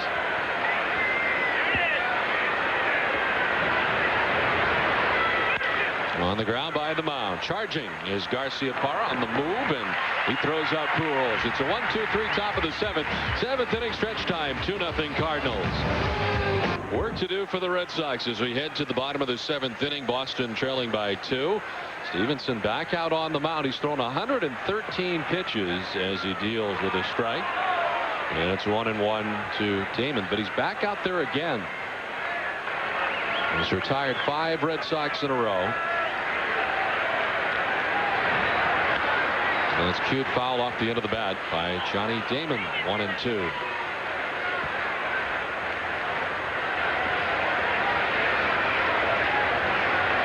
And falling at Fenway, as you can see beyond Garrett Stevenson. Down and into Damon, and he strikes out. 6th strikeout for Garrett Stevenson. Sports King still has seats available for the July 4th, 5th, and 6th series against the Yankees at Yankee Stadium. The sports travel experts are offering 1-, 2-, and 3-game tours starting at $89. Call Sports King at 781-279-4950 or visit sportsking.com. So it has become a rainy night here at Fenway. Todd Walker is 1 for 3 tonight. Reached on a 2-base error last time up on a ball dropped by Eduardo Perez in deep left field on the track. And Walker doubled in the first inning. Down quickly 0-2.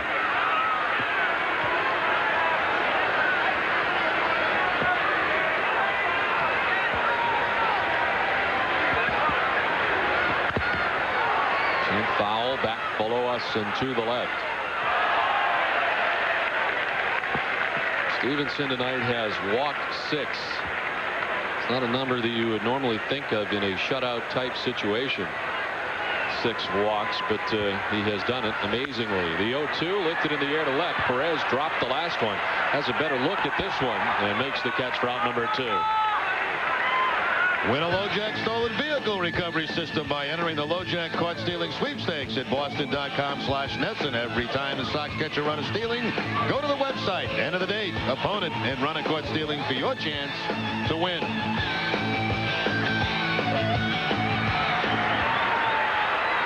Two down, 7 in a row sent down by Garrett Stevenson. Nomar's 1 for 3 tonight, singled in the 3rd inning.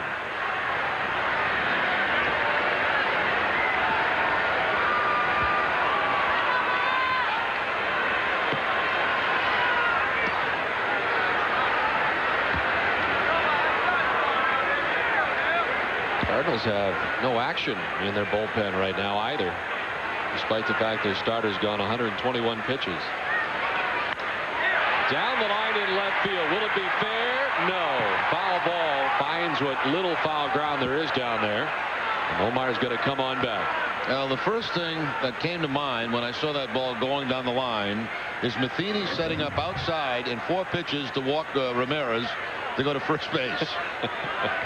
That ball just barely in foul territory.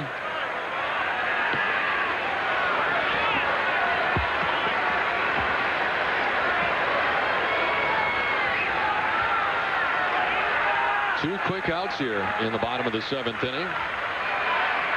And now the pitch. Omar will take it for a ball, and it's 3-1. A few more curveballs from Stevenson here later on in the game. Early in the game, basically fastball changeup. But he's mixed in a few more hooks over the last few innings.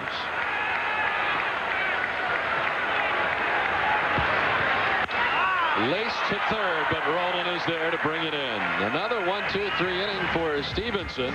We played 7-2-0 St. Louis. Don Orsillo and Jerry Remy back at Fenway Park. Our producer is Patrick Cavanaugh, director Mike Naracci, associate producer is Greg Petranzio, and our stat man is Paul Carroll. We come to you from Fenway Park. Stay tuned after the game for W.B. Mason's Extra Innings, New England's Red Sox postgame show with extra highlights, extra interviews, and extra analysis, hosted by Bob Rogers, and a new lineup of studio analysts. After the last inning, the action is just beginning.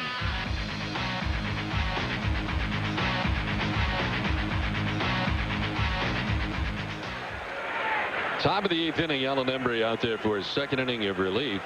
2 groundouts and a flyout. Made pretty quick work of the Cardinals in the top of the 7th inning. Back out there for the 8th to face the left-handed hitting Jim Edmonds. The Sox had Timlin still up in the bullpen. Edmonds hits it a ton to right field.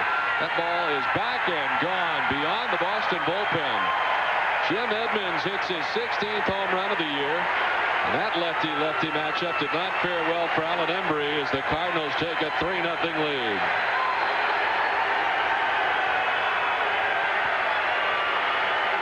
Now Edmonds has struggled this year against lefties. Only 184 coming into the game with a couple of home runs. He didn't waste any time here. He gets that fastball. That beautiful slight uppercut swing by Edmonds into the Red Sox on top of the Red Sox bullpen.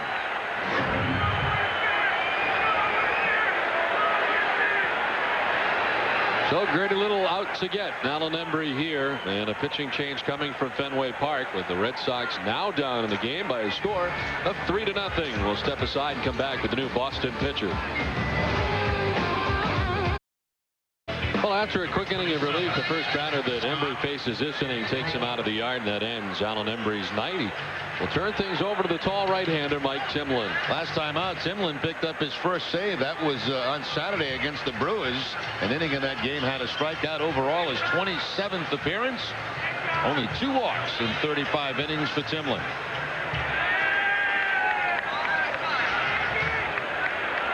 We'll have to face the third baseman for the Cardinals, Scott Rowland. He's 0 for 3 in line-out, strikeout, and a foul out.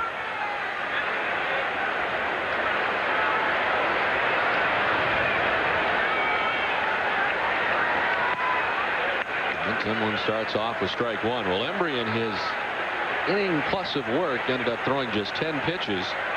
Gave up a hit. Of course, the home run was the hit. Didn't walk anybody, nor did he strike anybody out.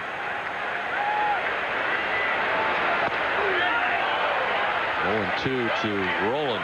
34,389 on hand here at Fenway, and right now they're getting rained on very lightly, but it is raining here at Fenway. It is the 10th sellout of the season for the Red Sox. This is the closest thing you'll get to a Yankee Red Sox game here at Fenway Park as far as the number of opposing teams' fans here, and also some fisticuffs in the stands. Yeah. And a few fracas around the ballpark. A few bouts.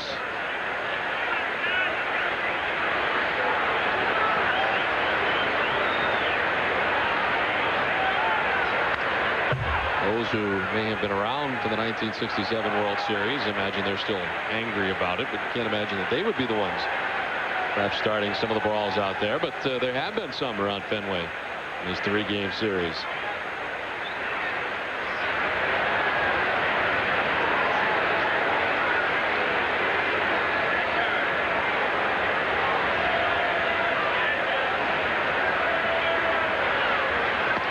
Got in. Mike Timlin strikes out the first man that he faces in Scott Rowland, out number 1.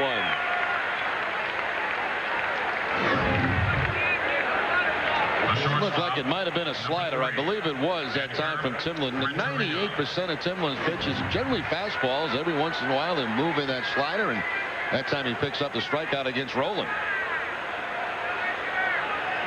There's Edgar Renteria, the shortstop, who's 2 for 2 tonight, a double and a single. The Cardinals have 3 hitters who have more than 1 hit, as they have 7 as a club. Orlando Palmeiro has 2. Jim Edmonds has 2, including the home run in this inning. And Edgar Renteria has 2. The only other hit belonging to their leadoff man, Miguel Cairo.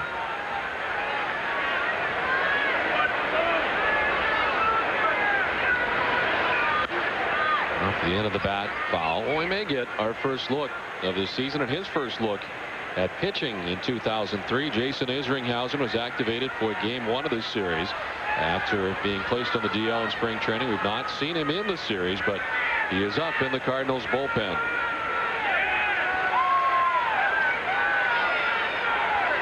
In his absence, they've had 14 blown saves this season. The normal closer, Isringhausen. And it's now 2-1.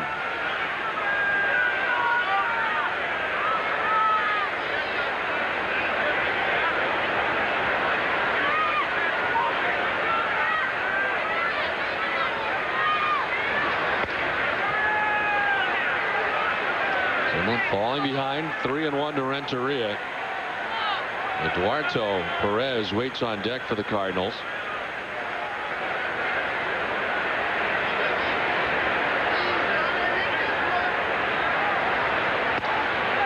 And the strike. Renteria gets the news from Joe Brinkman. It's a full count.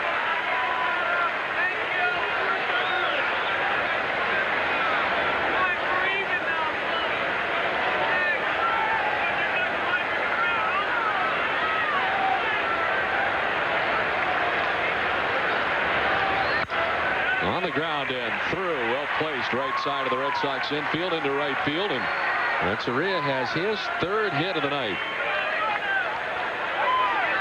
Another big night for Renteria. 3 more hits on the season. Gives him 83 total. That puts him 3rd in the league in that category. Behind Pujols and Rafael Furcal of Atlanta. He has 85. .340 batting average will keep him in that 3rd place right now behind Sheffield. Eduardo Perez has been on base twice tonight without the benefit of a base hit. Walked in the 2nd, was hit by a pitch in the 6th, and grounded out in between those at bats. Someone looks the runner back to the bag. Renteria had a steal in his last at bat. Ended up on 3rd base on the throwing error.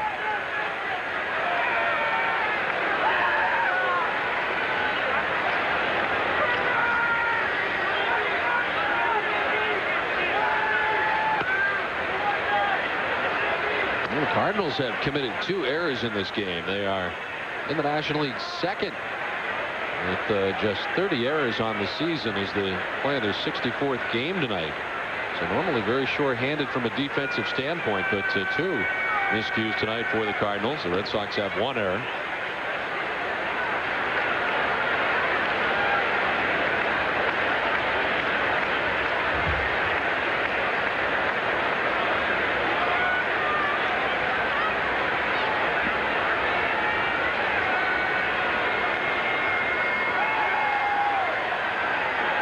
First is off. Pitch swung on a miss. Throw down. Not nearly in time.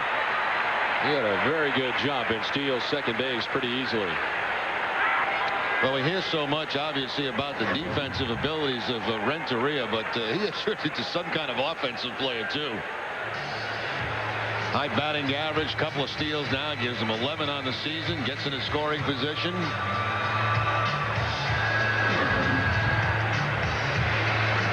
Shortstop hadn't been a problem, has it, for the Cardinals for a lot of years? Ozzie for a great many of them.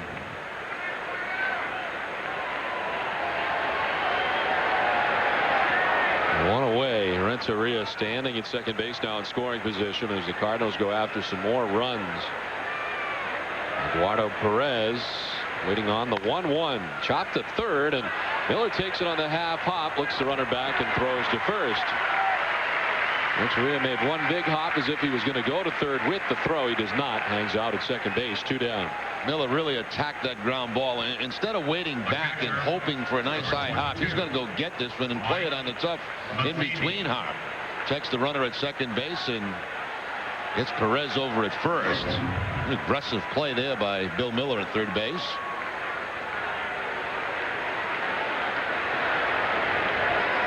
Two down for Mike Matheny, who's 0 for 2 with a walk tonight. He struck out in the 2nd inning. Tim Wakefield over 6 innings tonight, struck out 4. Red Sox starter surrendered 6 hits, 2 runs, and walked 2. And Wakefield on the hook right now. The Red Sox trailing 3-0. As we look to the bottom of the 8th inning for Boston, Manny Ramirez, Kevin Millar, and Trot Nixon are expected to bat. Isringhausen still up in the St. Louis bullpen. The starter for the Cardinals, Garrett Stevenson, is upwards to 120 pitches in this outing tonight. And still sitting on the bench with the jacket on.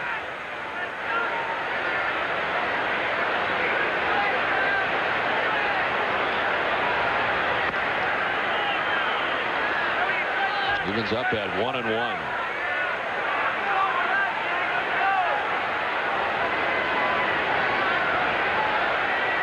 Timlin struck out Rolen. The first batter that he faced gave up a single to Renteria. Now stands at 2nd after the stolen base. Perez grounded out to 3rd.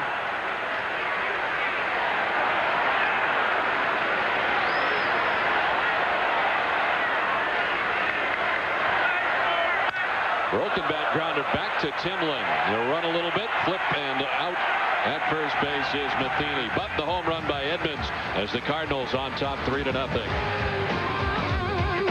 Edmonds with a solo home run most recently as he hit it in the top of the 8th. Pujols with his 54th RBI, now 3rd in the NL. And the Red Sox a miserable 0 for 7 tonight with runners in scoring position. Tim Wakefield, 6 innings, giving up 2 runs. 1 was earned. He's on the hook. Derek Stevenson, after throwing better than 120 pitches, leaves after 7 innings and remarkably holding the great Red Sox offense to 3 hits and no runs despite walking 6. Jim Edmonds goes into left field. He was the DH, so now he'll have to have the pitcher hit, which is not something that is out of the ordinary for the National League St. Louis Cardinals. And here's Jason Isringhausen. Those are the numbers down on the rehab at Tennessee. A couple of innings, 3 strikeouts, shoulder surgery in the offseason. Put him on the disabled list. The first appearance of the year for Isringhausen. 30 saves a year ago. Manny's been walked twice and has struck out tonight. As again they work him away, ball 1.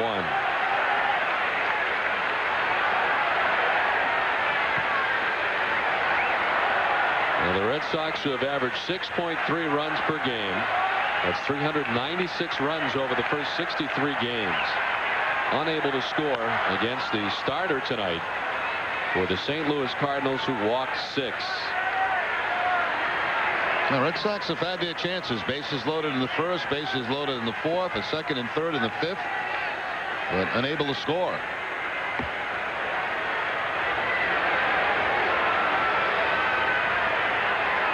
And Stevenson retired the last 8 Red Sox before he departed.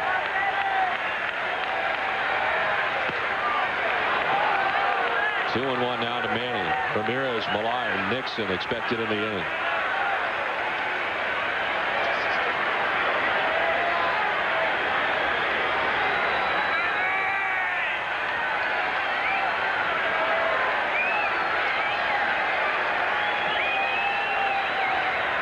Manny rifles it into left field for a base hit. The Red Sox have the lead man on. That breaks up the string of 8 in a row. Well, now it's time for the Sam Adams good decision of the game, and the good decision, Jim Edmonds jumping on a fastball for a home run to give the Cardinals a 3-0 lead. Edmonds picks up his 3rd home run of the season against a lefty. This report is brought to you by Sam Adams. Always a good decision.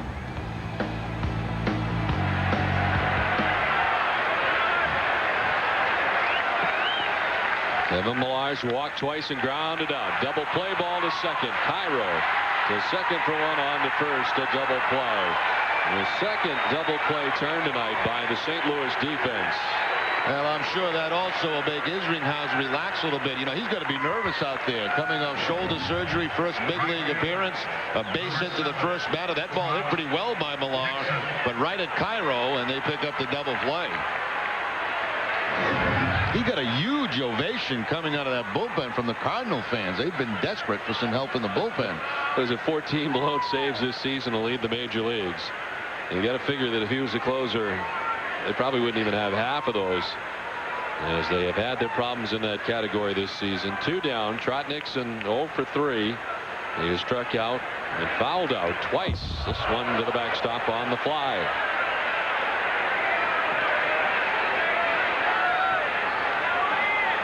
The numbers for Isringhausen over the years at 32 saves, as Jerry mentioned, last year with St. Louis. Prior to that, of course, doing his work with the Oakland A's, 34 saves in 2001, 33 saves in 2000. And all the injured years with surgeries to his shoulder and his arm and the Mets system, and really never reaching his full potential with the Mets, finding it with the Oakland A's. And after all those surgeries, really finding it as a closer, 1, maybe 2 innings at the most, after the Mets tried in and year out to make him a starter in the major leagues.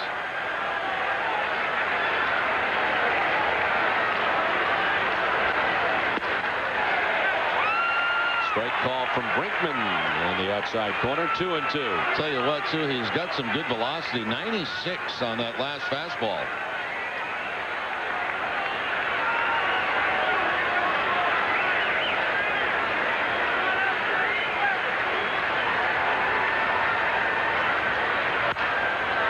Off the left side, still 2-2.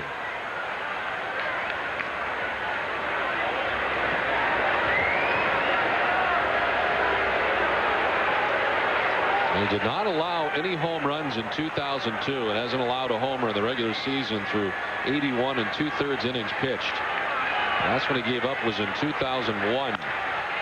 Popped up into shallow left center, falling fast and in for a hit. A 2-out single for Trot Nixon. Watching Renteria take off on that pop-up. He headed towards center field, but the ball was off to his left shoulder. And by the time he gets back in that general direction, the ball you see is going to go to his left, and he can't quite make the play. That would have been obviously a highlight film play if he makes it. Here's Bill Miller. He's 0 for 2 with a walk tonight. Softly loop back at third, and Rowland can't make the catch. It'll be a foul ball. The dive apparently taking place in foul ground, and glancing off his glove for a foul ball. Now coverage is going to question that down at third base with the third base umpire Fletcher, but it looked like the correct call.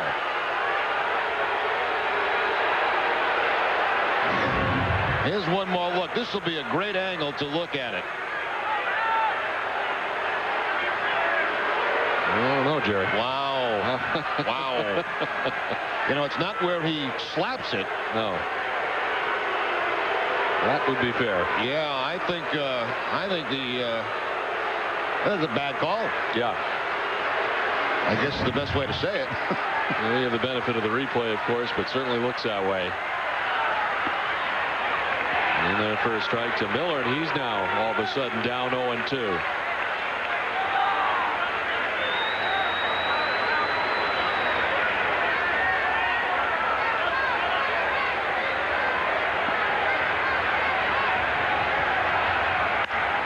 On the ground to Cairo at second. He will flip to Renteria to end the inning. We played 8 from Fenway. It's 3-0 Cardinals. Boston Red Sox baseball on NESN is brought to you by Southwest Airlines, by New England Ford dealers, and by the Bone and Joint Center at Caritas St. Elizabeth, where you don't have to be an all-star to be treated like one. Well, it's on to the top of the 9th inning, and it has finally stopped raining here at Fenway, and the Red Sox bring on a new pitcher, their 4th of the night, Hector Almonte, into the game.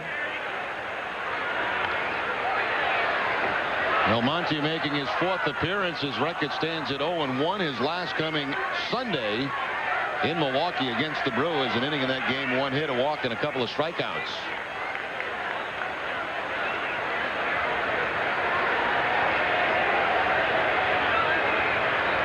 Barry Robinson's had a tough night at the plate. He's 0 for 3. There's the number 0. I'm trying to think of some other guys who were 0. I know Al Oliver did.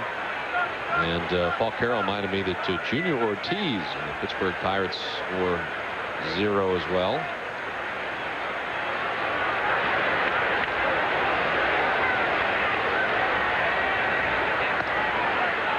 And a miss, 2-1. Of course, the blades of grass, it's like it's been trimmed down. It was more of a weed before. I guess that's sort of weedish. Nice foul back into the seats on the left side. He doesn't just pitch with it. He walks around the clubhouse with it. He's always sort of got it in his mouth. I have to ask him exactly why or where it started. Nothing like good weed.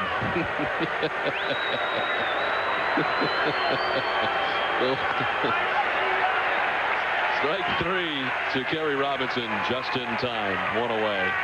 Well, get the Globe's award-winning sports coverage every day. Call 1-800-984-5335 for 50% off home delivery. The Boston Globe, your world unfolding daily.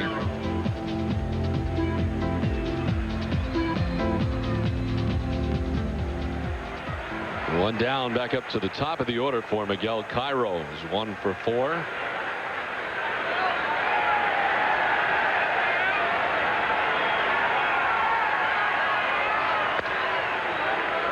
The Cardinals with right-handed action in their bullpen. You know, you wonder when you look at the weed in his mouth. I wonder if it's the same one, like Superstitious, or if he has a bunch of them that he carries around with him. Is he harvesting some? This is down the line at third, towards the corner. Cairo rounds first, headed for two. As Giambi digs it out, a one-out double for Cairo. Well, Cairo's had a nice night at the top of that lineup. He's got a couple of hits. He's got a steal. He's played a nice defensive second base tonight for the Cardinals, starting a couple of double plays. See Bill Miller well off the line, and he goes right down in the corner for the one-out double.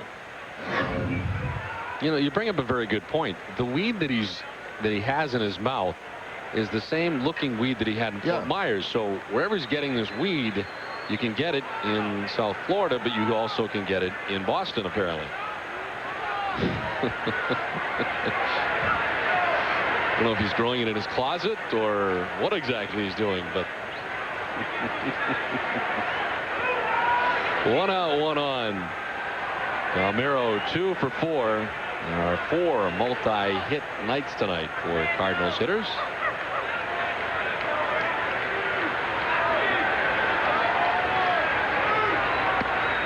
That will miss. And out goes Mirabelli to the mound.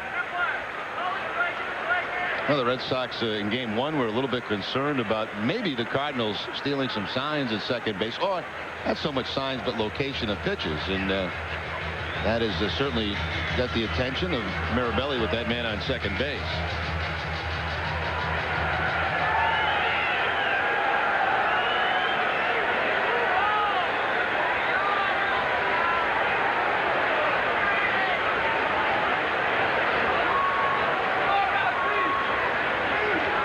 Monty is slowed it up here with a runner in scoring position now. And is able to get it by Palmeiro. Nicely done. 9 pitches from Almonte so far, and 8 of them have been for strikes.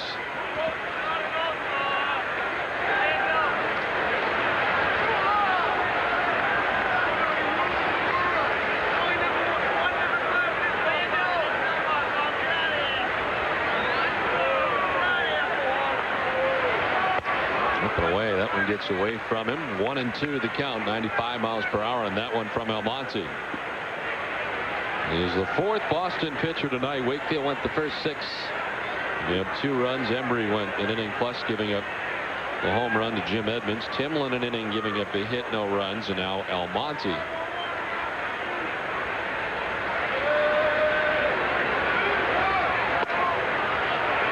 And it evens up at 2-2.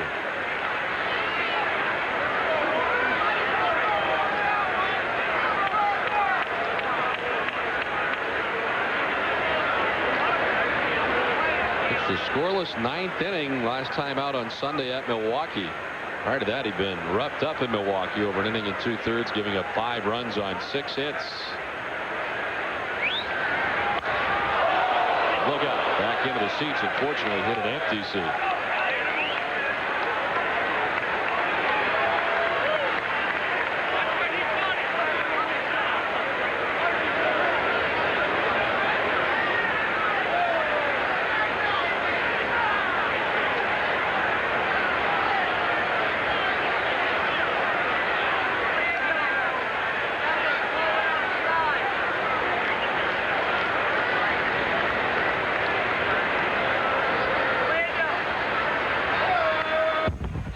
Foul back to the backstop, still 2-2 to Palmeiro. And Mirabelli will go out again and talk to Almonte. Well, certainly a strange night from a Red Sox perspective. A team that has just devoured other teams' pitching and has come up with some amazing offensive numbers this season. But tonight against the Cardinals pitching staff, and really just 2 guys, especially the starter tonight for the Cardinals, Stevenson, who worked the first 7, holding Boston to 3 hits and no runs.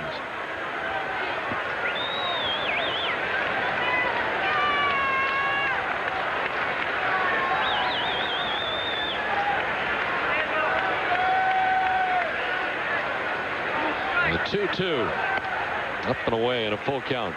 They've sort of been waiting all night for the Red Sox to bust out. So many times this season they have done just that, and sometimes it takes just 1 inning to do it. And the Red Sox have had their opportunities tonight. They've left the bases loaded twice. And have left 10 men on through the first 8 innings tonight.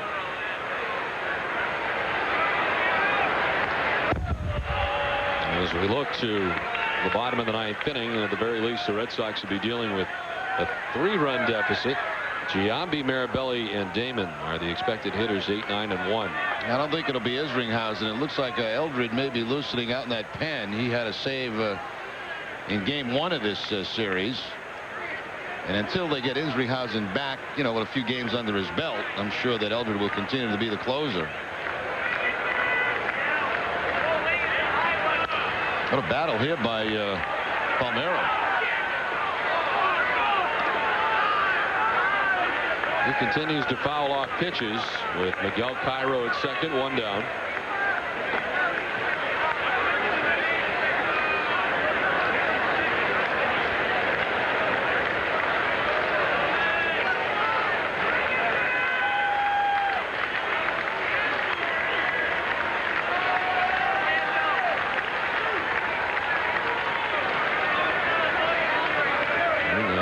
Out is Palmeiro. Long sequence here, and a lot of pitches thrown by Almonte to Palmeiro.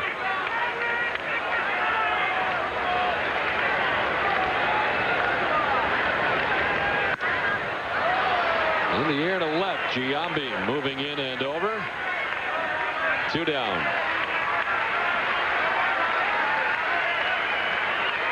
And now you get to face Albert Pujols with a runner in scoring position and 2 down. And coming into the game tonight, hitting at .391 and does not have a hit in the game tonight. He's 0 for 4.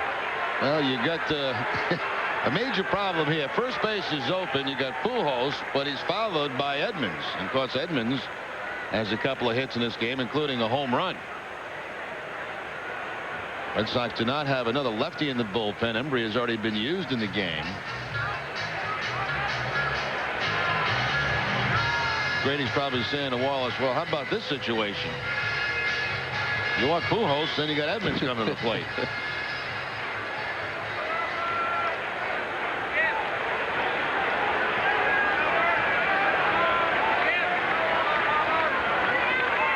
Pujols 0 for 4 tonight. 3 groundouts and a flyout.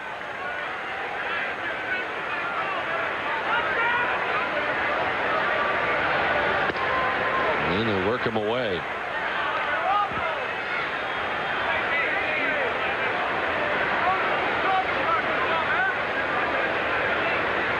Red Sox will host the Houston Astros beginning here tomorrow night in a 3-game series.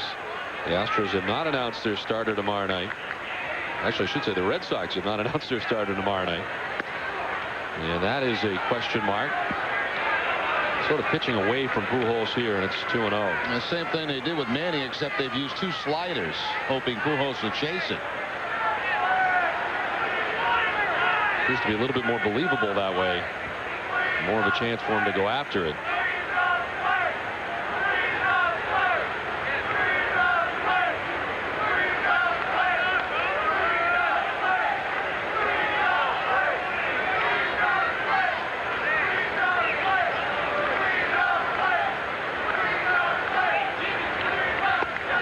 Again away. Again, the Red Sox started to tell you have to make a move here. At some point, it sounds like it'd be after the game tonight to announce their starter for tomorrow night. He'll go against Jonathan Johnson. Now speculation that the Red Sox may dip down to the Pawtucket Red Sox to bring up a starter.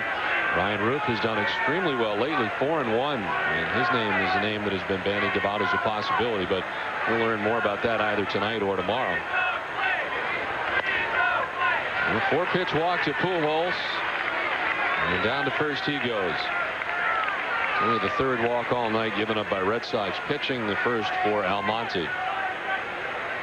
Left fielder, number 15, Jim Edmonds. Dave Wallace on the phone to the bullpen.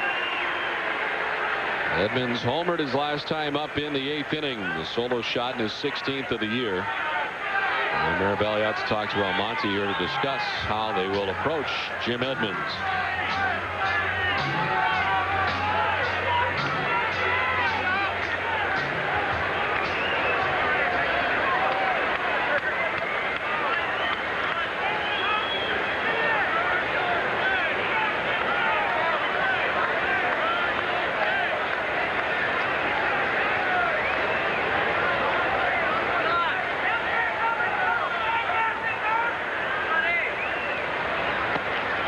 Derek Marabelli able to glove it. And the Red Sox with action. The bullpen. Jason Shield just came back up from Pawtucket, the right-hander in the pen, and the Red Sox pitching coach Dave Wallace to the mound. The inning began. Kerry Robinson struck out looking, then Miguel Cairo doubled. Orlando Palmeiro flied out to left. The walk of Albert Pujols, 2 on, 2 outs. And Jim Edmonds with a count of 1-0.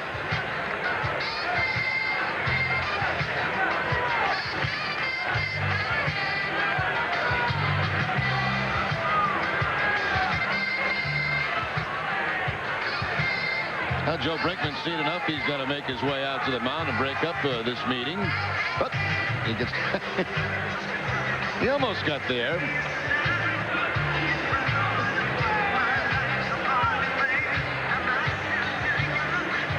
They gave him a bluff. And he does indeed break it up.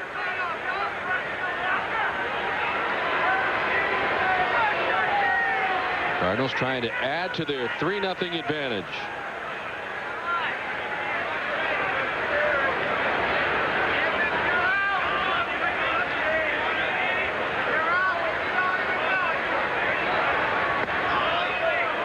Monty's struggling right now to throw a strike.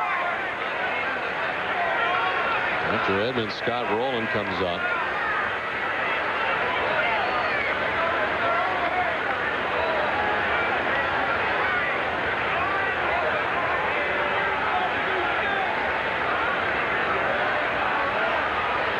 Victor Almonte, 27 years of age, from the Dominican Republic.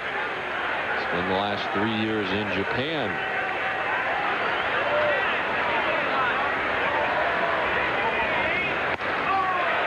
Edmonds out after the 2-0. 2-1.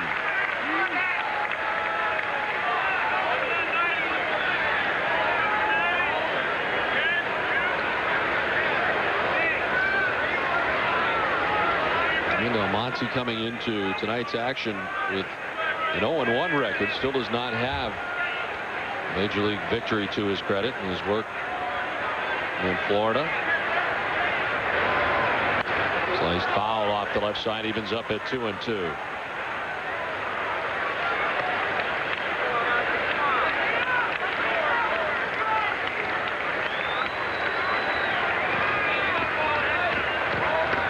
Now thrown 25 pitches since coming on.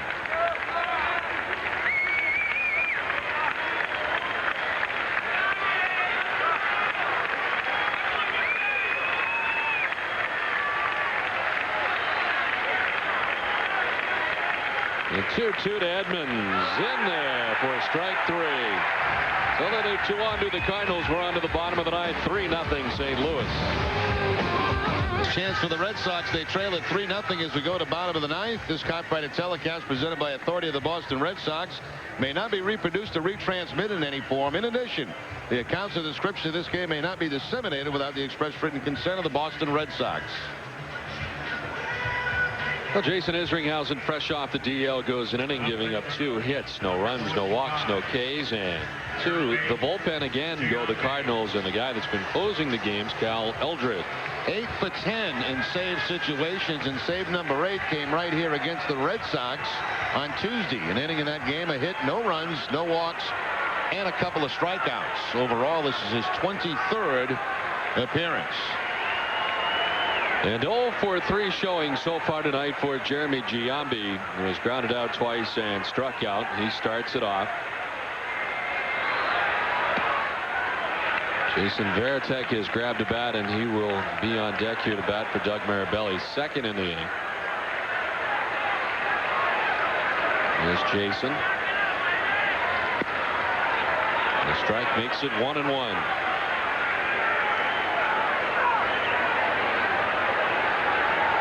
So Isringhausen back from an injury. Eldred missed all of last season with an injury. Inside, 2-1.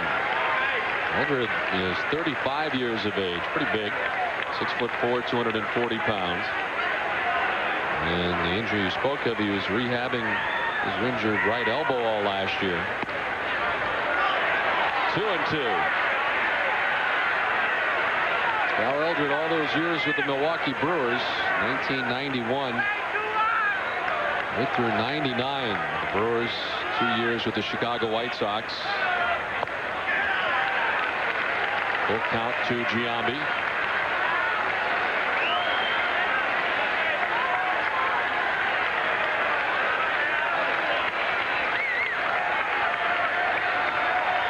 Now the 3-2. Outside of first and foul, back into the seats in a hurry and by the tarp.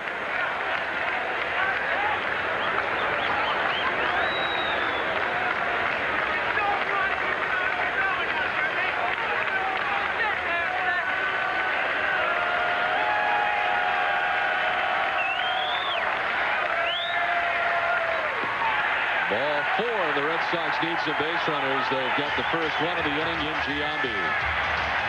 Well, enjoy the Cape Cod Baseball League, providing wholesome family entertainment while developing the players of tomorrow, supported in part by Keyspan. Keyspan, the energy to think ahead.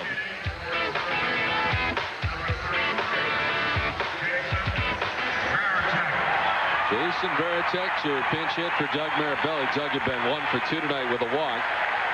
And Varitek hits for him here in the ninth. 293, I'm sorry. Is that Sanchez running at first?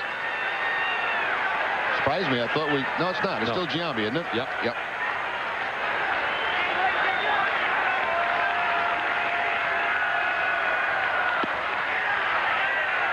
Varitek taking ball 1. The Red Sox trying to get some base runners here as they trail by 3. Batting in the bottom of the ninth.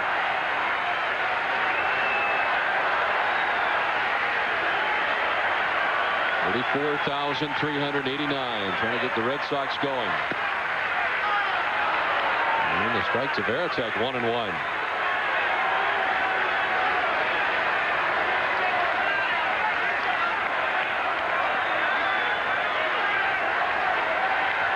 Over the last 21 games, Varitek hitting at .353 as he swings deep and far to right field, down by the pole, around it, and gone. A 2-run home run in the ninth for Varitek, and the Red Sox are back within a run.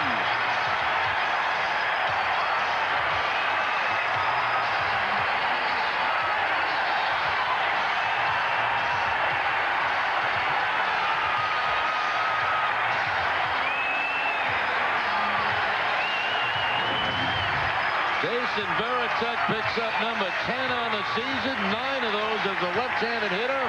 And back again come the Red Sox. Number 18, Johnny Damon. And you still have nobody out in the inning, and the leadoff hitter coming up in Johnny Damon.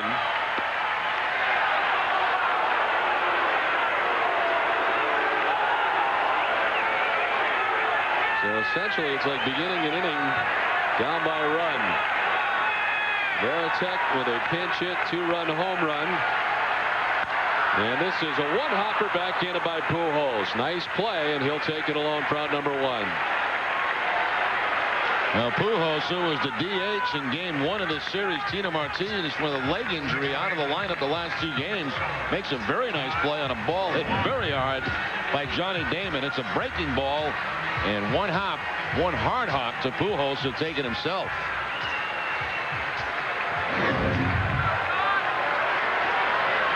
Now Todd Walker is 1 for 4 tonight. He doubled back in the first inning. One of only 3 hits given up by Garrett Stevenson tonight. Lifted down the left field line. On the run is Renteria. And Edmonds coming over as well, but backing out of play.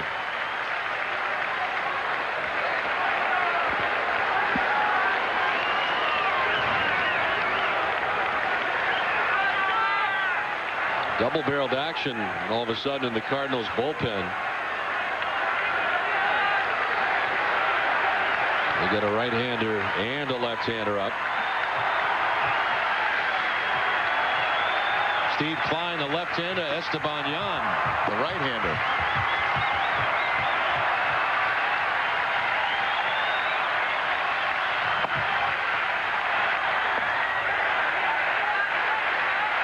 One to Walker. Omar Garciaparra and the heart of the Red Sox order waiting on deck to follow here as Walker tries to get aboard.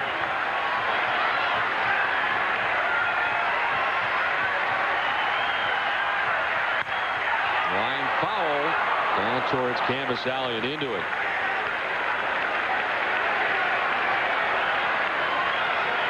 Waiting all night for the Red Sox to kind of bust out. A walk by Jeremy Giambi to get it started here in the bottom of the ninth. Then the pinch hit, 2-run home run for Varitek. Damon grounded out. And the 1-2 to Todd Walker. To center field in for a base hit. Red Sox have the tying run on with 1 down. And the big boys coming up.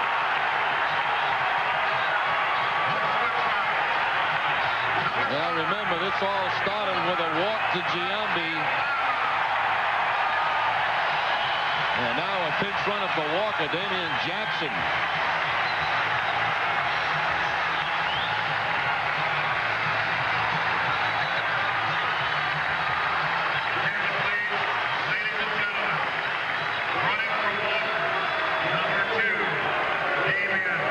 Dave Duncan, the pitching coach for the Cardinals, coming out. Well, you certainly got the guys coming to the plate that you want to have there. Garcia, Parra, Ramirez. You know, Giambi, you got to give him credit. I mean, really struggling, obviously struggling offensively, but he gets that walk to lead off the bottom of the ninth inning here, and that kind of got things going for the Red Sox. Came into that bat 1 for his last 25. And took ball 4 and a 3-2 pitch to get on base and give the Red Sox a chance. And now they have one with the potential tying run on.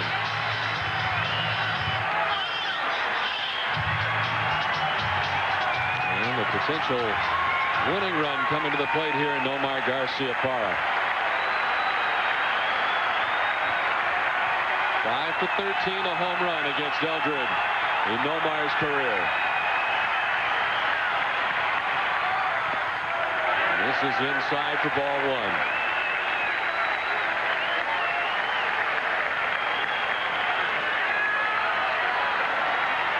Nomar has had 3 career walk-off home runs.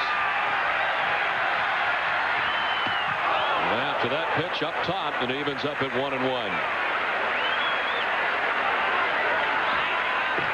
Over to 90 miles per hour.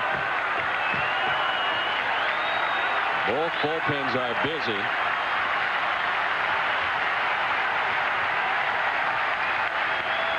The 1-1. Again, up top missing. 2-1.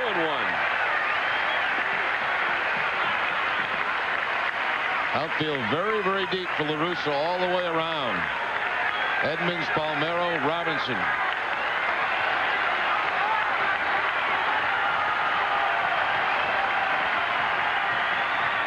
The 2-1. Jackson's off at first. The pitch, a strike. The throw down is not in time. Jackson steals second base.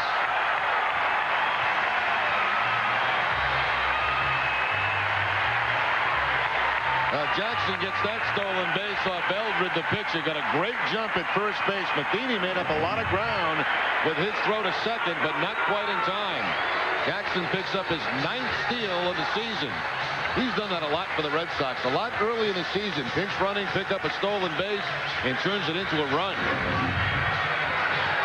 Look at that. 8 steals as a pinch runner. That's an amazing art after you've been sitting on the bench all night long. 2-2 to Nomar. The tying run in scoring position. The winning run at the plate in Garcia-Parra. The 2-2. Nomar, and an inside out swing sends it foul.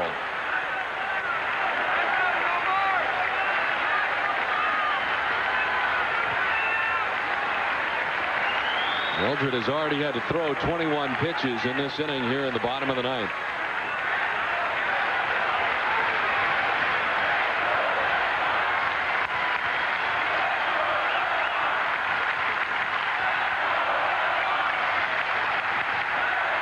Eldred staring in, gets the sign, ready to work. The 2-2. Nomar pops it up foul, and that will get back and out of play. He fouled off a couple of pretty tough pitches right there to stay alive. This ball down, maybe not a strike, but once he commits, he's able to just get a piece of it and foul it off.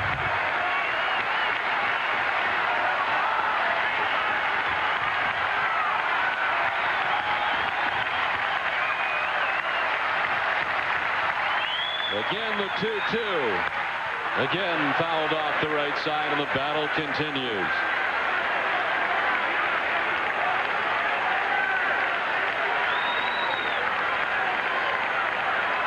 Manny Ramirez waiting on deck for the Red Sox. And first, a bit of business between Cal Eldred and Nomar Garciaparra.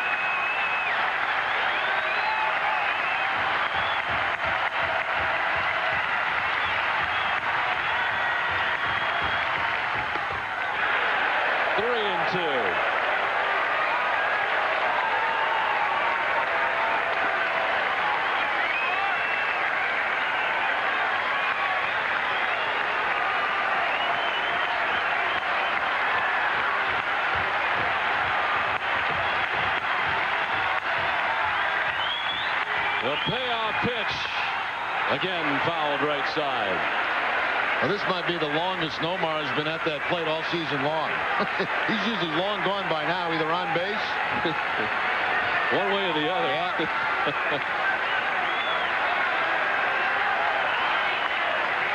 The ninth pitch of the at-bat will be coming up from Cal Eldred.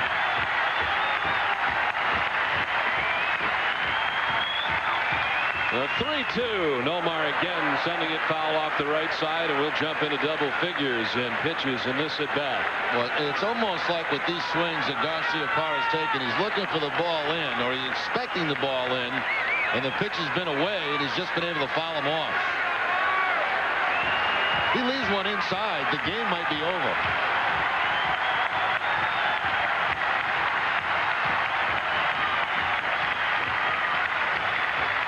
The 3-2 pitch. Nomar sends it to center field. Palmeiro heading back. Still going. It is up and off the wall. Jackson will come around and score from second base. Nomar still running for third with a triple. And the Red Sox have tied at 3-3.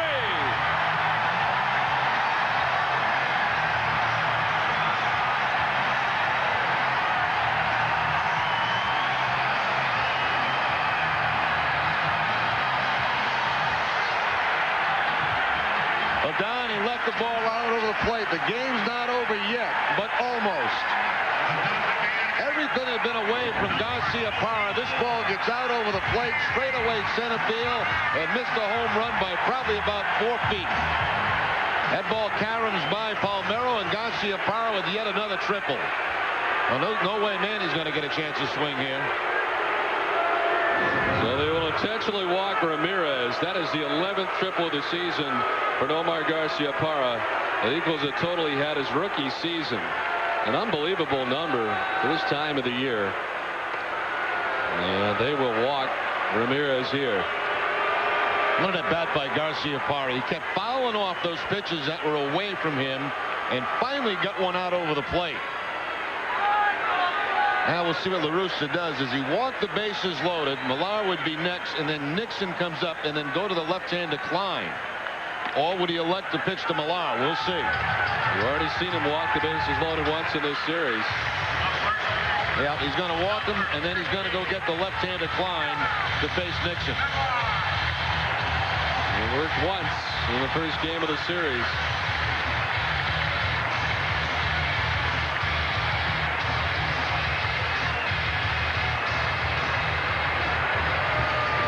Millar will not get a chance.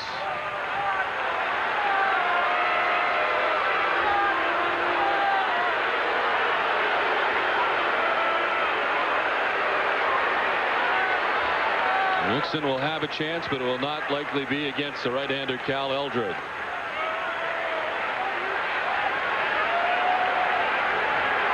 Well, he's been warming up the entire inning out there and is very ready.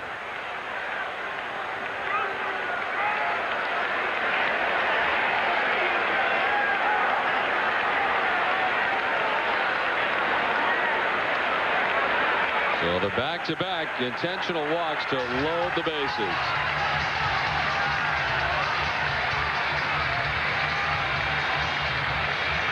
And La Russa headed out to get Cal Eldred, who has blown a save here. As the Red Sox have put together a 3-run bottom of the 9th inning so far. The winning run just 90 feet away, and we're back to the new pitcher after this. You have a chance to win it here in the bottom of the ninth. Keep cool as the summer heats up. Sport your summer threads. Get you Major League Baseball authentic caps, jerseys, T-shirts, and more at RedSox.com. The RedSox.com shop for all things baseball. Eldred responsible for all the men on, and the blown save here tonight. It gives way to Steve Klein, the left-hander. Klein worked in Tuesday night's game, got the win, 2/3 of an inning, gave up a hit, had a couple of walks, no strikeouts. He's held lefties to a 156 batting average. And Trot Nixon, of course, facing him here with the infield and outfield in the ninth. The winning run just 90 feet away, and Nomar Garciaparra. And Nixon takes strike one.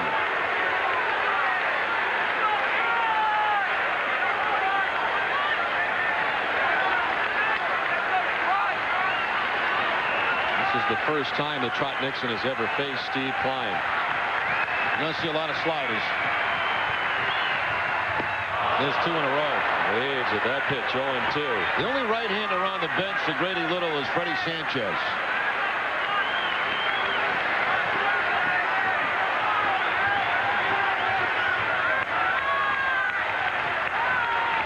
.205 against left-handed pitchers this season for Nixon. And Klein will back off. Surveys the situation and finds Nomar at third, Ramirez at second, Millar at first, but only concerned about Garciaparra.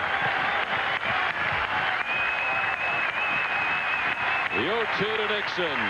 Down and away, good play by Matheny to his left. Yeah, up ahead, a couple of strikes. I mean, he can throw that ball way off the outside corner and hope that Nixon chases it. You got to have confidence in Matheny that he can get out there and get it.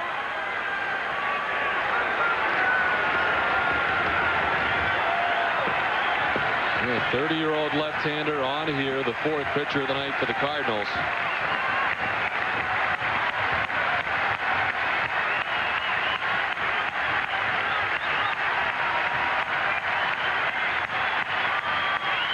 The 1-2 pitch.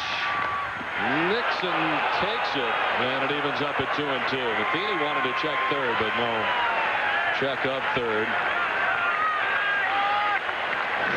4 sliders in a row to Nixon. This one did not miss by very much. No swing by Nixon.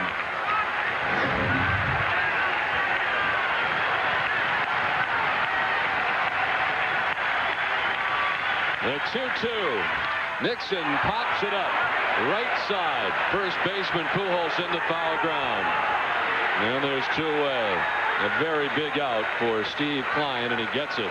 Well, he just kept feeding slider after slider after slider, and finally gets Nixon for that little pop-up to first base. Now all infielders and outfielders can move back to their normal position. See how Nixon's opened up. Those hips are open, the shoulders flying, and the result is a little pop-up. Bill Miller, the 9th man to bat in the inning for the Red Sox. He is 0 for 3 tonight with a walk, and 2 for 9 in his career against Steve Klein.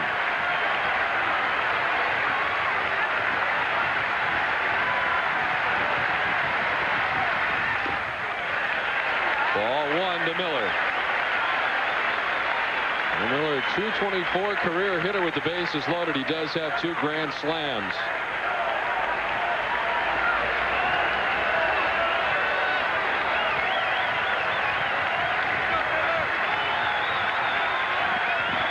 The 1-0. Miller grounds it outside of third and evens up at 1-1. Had a pretty good pitch there. I think Miller jammed himself on that.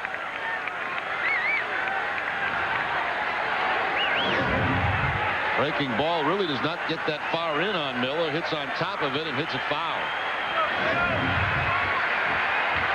Garrett Stevenson, who pitched so well tonight and kept the Red Sox at bay over 7 shutout innings on 3 hits, will not be part of the decision tonight. The 1-1 to Miller. Strike 2.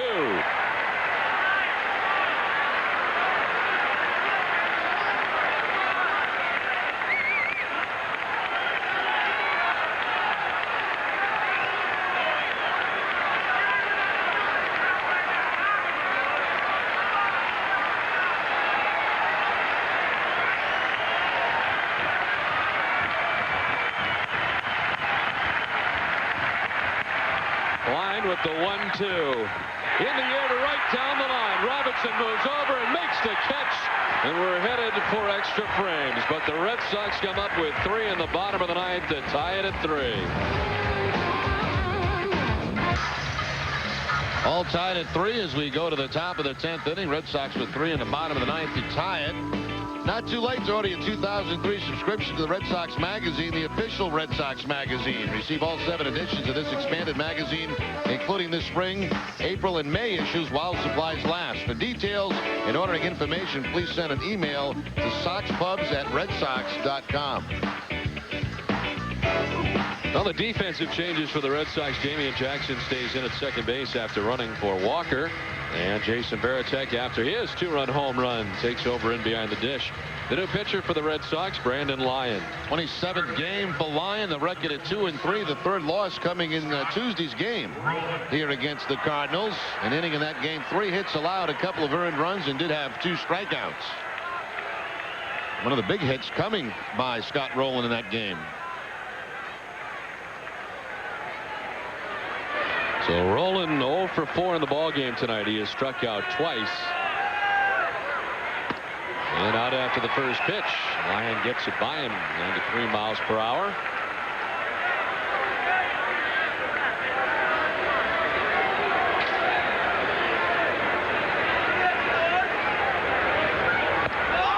Again going upstairs.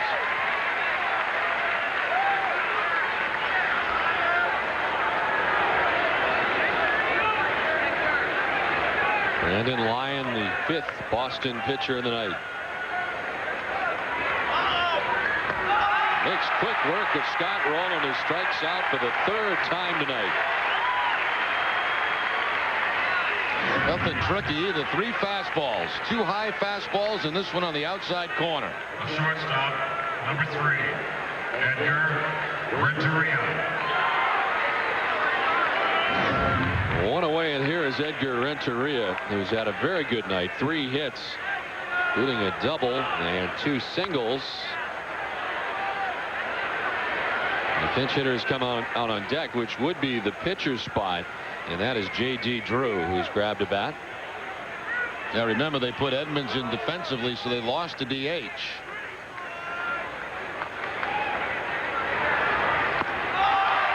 Oh, and 2. Right now, Brandon Lyon throwing some hard stuff.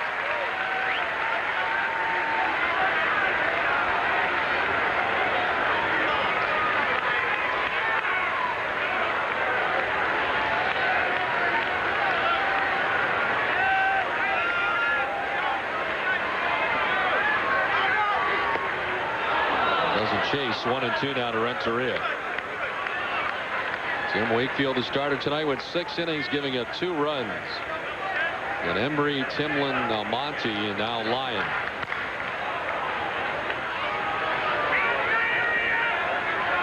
Alan Embry giving up a solo home run to Jim Edmonds. Gave the Cardinals a bigger lead of 3-0, but the Red Sox have erased that with 3 runs in the bottom of the ninth.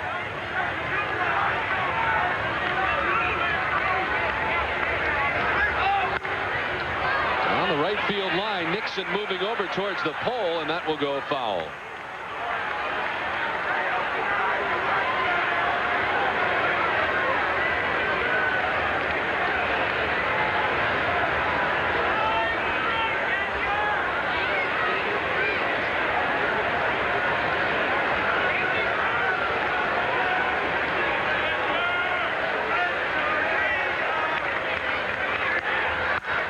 Again, sent in that general direction. Foul backing out of play. 1-2.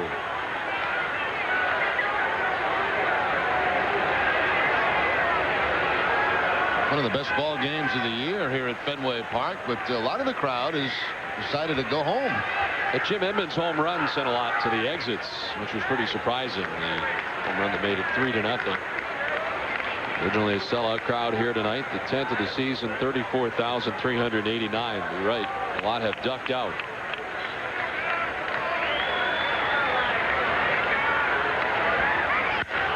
Up the middle and into center field. Renteria got down on the count, fouled some off, and gets his 4th hit of the night. Now double trouble, obviously.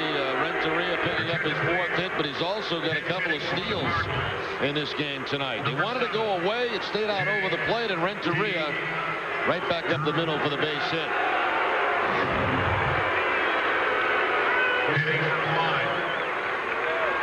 J.D. Drew will hit in the pitcher spot for Steve Klein here.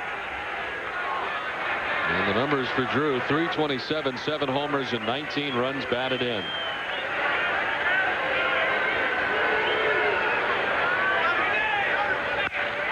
In the air to right field. That ball is back, and that ball is gone. A pinch hit, 2-run home run for J.D. Drew. And the Cardinals take the 5-3 lead.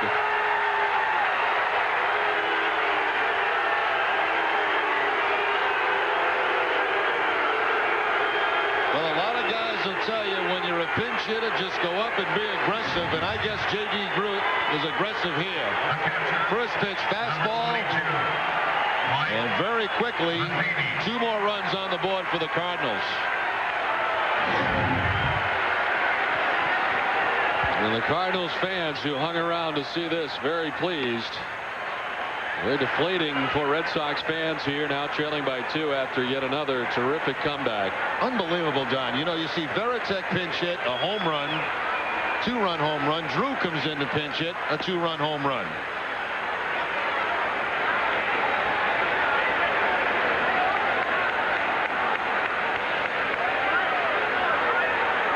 Red Sox to be trailing by 2 at the very least in the bottom of the 10th inning, and it'll be Giambi again to lead it off.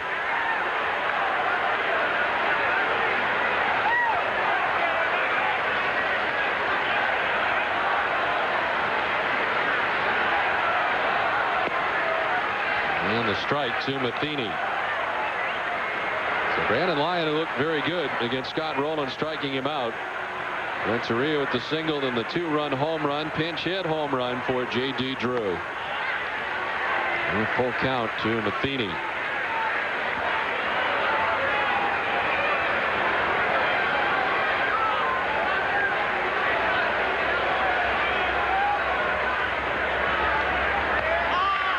Comes back to strike him out. Route number 2, 2 strikeouts now for Lyon. Oh, and he's hit his spots, has been no problem. You see Veritek set up away, fastballs away, picks up the strikeout.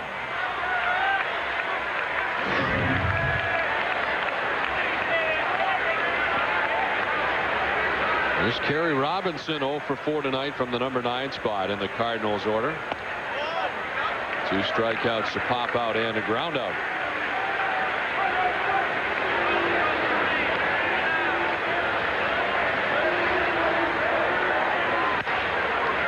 Right side to Damian Jackson. Well, that'll do it. J.D. Drew's 2-run home run as the Cardinals on top 5-3. Now, J.D. Drew has given his ball club a 2-run lead in the top of the 10th. It's on to the bottom of the 10th. And the Cardinals bring in Jeff Fassero. Fassero last worked against the Red Sox. And that was on Tuesday. He picked up a hold in that game, 2/3 of an inning, a hit, gave up a run, 1 walk, and did not have a strikeout. Overall, for Fassero, this will be his 31st appearance of the season. Well, Jeremy Giambi got it started last inning with a walk. And he leads it off here in the bottom of the 10th inning.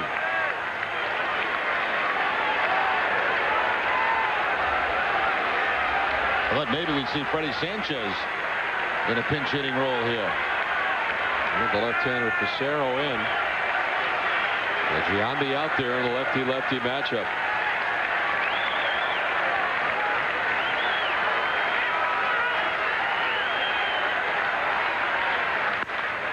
In the air to center field. Orlando Palmeiro moving back. And makes the catch for out number 1.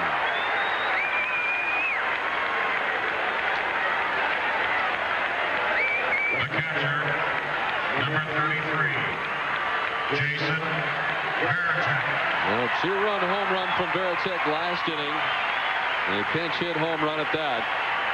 And it's his second at bat of tonight. Facing the left-hander Fassero. He'll bat from the right side.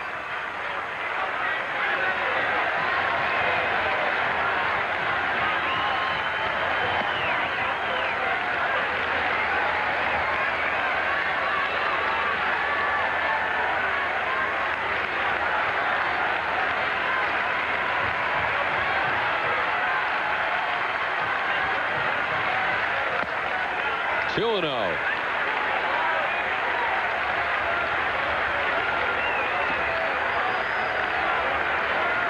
Rick Stevenson starting tonight for the Cardinals, going 7 shutout innings, giving up just 3 hits. Here's Ringhausen, Eldred, who blew the save. Steve Klein is the pitcher of record now, and Pissarro. 3-0 to Veritek.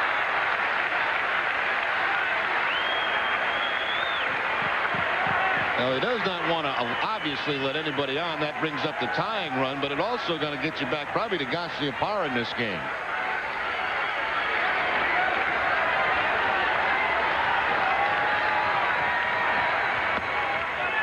There's a strike, 3-1.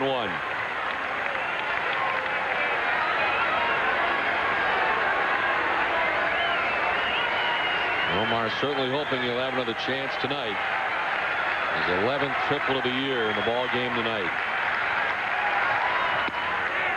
3-2, and the count's gone full circle now on Jason Veritek. I can't blame Veritek there. Make him throw as many pitches as possible. You got to get on any way you can. Runs the count to 3-2, and see if Pissarro can throw 3 strikes in a row.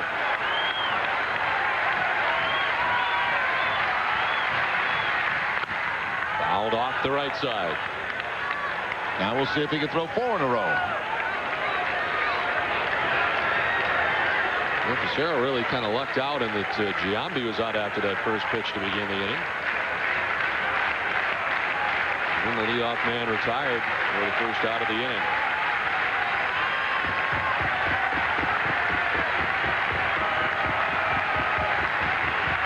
Well, the payoff pitch. Veritek chops it towards the shortstop. Renteria throws him out, 2 down. The Red Sox are down to their last out. Center fielder, number 18, Johnny Damon. Well, after having 4 hits last night, Damon's had a frustrating night tonight as he's gone 0 for 5 with a pair of strikeouts.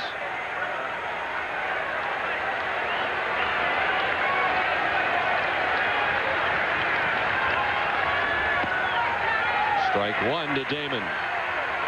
If the inning continues, and it'll take something from Damon for it to. Damian Jackson waits on deck.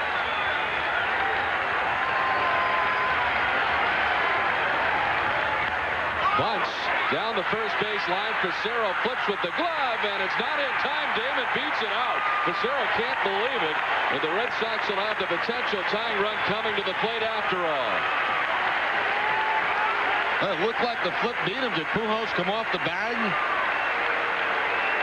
Tough to tell. I'll tell you what, pretty good bunt and a pretty good play by Jeff Pissarro. He'll shuffle that ball over the first base out of the glove.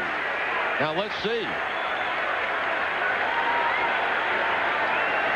No, I think he did beat it. Just flat beat it. Yeah, he beat it. He got that foot on the bag before Pujols made the catch. Number 34. Really, the only chance Pissarro had was to use the glove like that.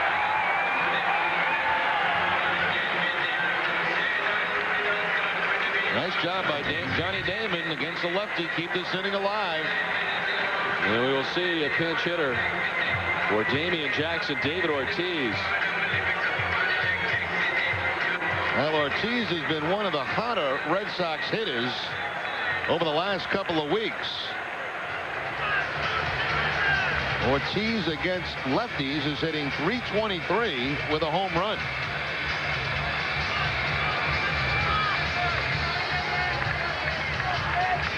And Dave Duncan, with the latest development taking place with Ortiz coming up, headed out to talk to Pissarro.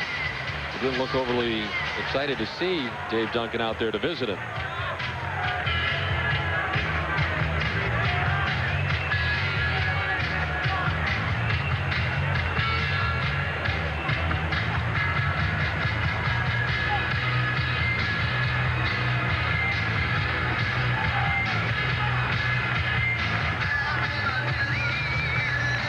Over the last 24 games, David Ortiz has hit at .373.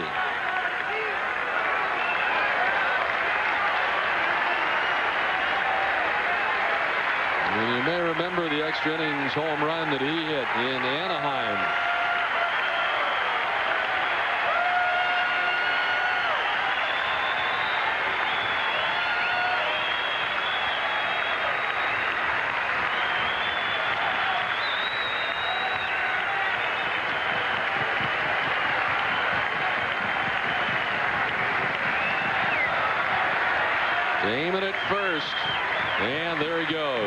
Ortiz will take the ball. Up to second base goes Damon. They do not care about Johnny Damon. And the defensive indifference for Damon up to second base.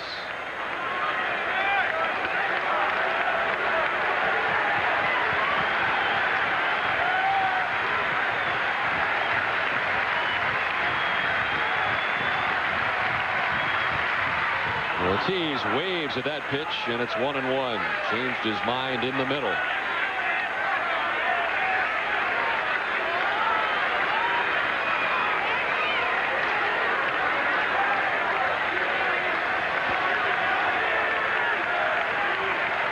Very little hoping for magic twice tonight. The Red Sox tied it up with 3 in the bottom of the 9th. Hoping to tie it up here in the 10th. The 1-1. Strike 2, and the Red Sox down to their last strike.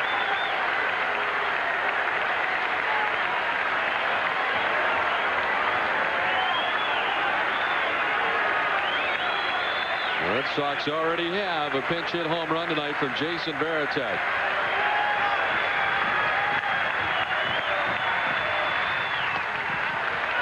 Two and 2 to Ortiz.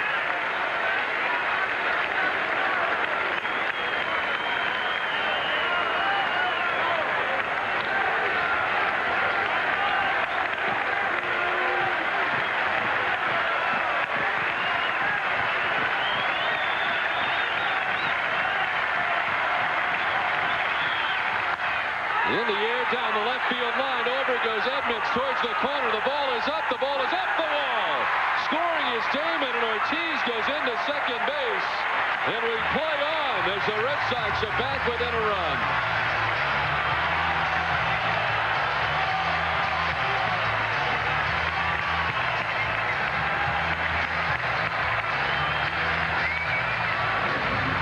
Didn't miss a home run by very much. Opposite field. Power here by Ortiz will scrape the top of the wall.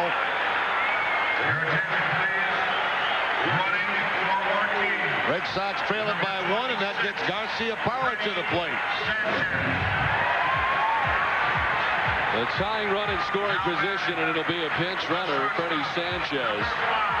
And again, the winning run coming to the plate.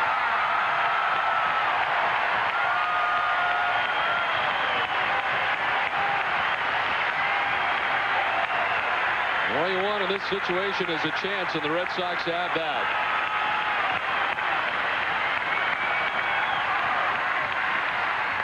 Nomar fouls it off himself back towards Facero, and that certainly hurt for strike 1. And obviously no right-handed action down in the bullpen for St. Louis.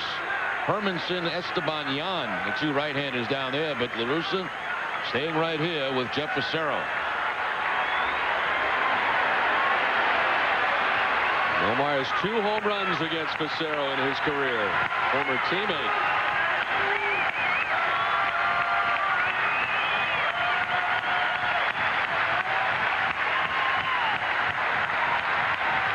Sanchez with his lead at second base. And Facero backing off.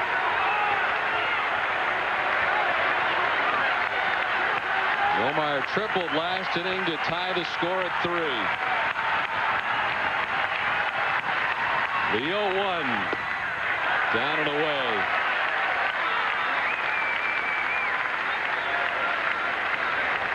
Remember last time up, they stayed away to Garcia Parra. Finally left one out over the plate after a good long tough at bat, and he plants it off that center field wall. The 1-1 up for ball 2, 2-1.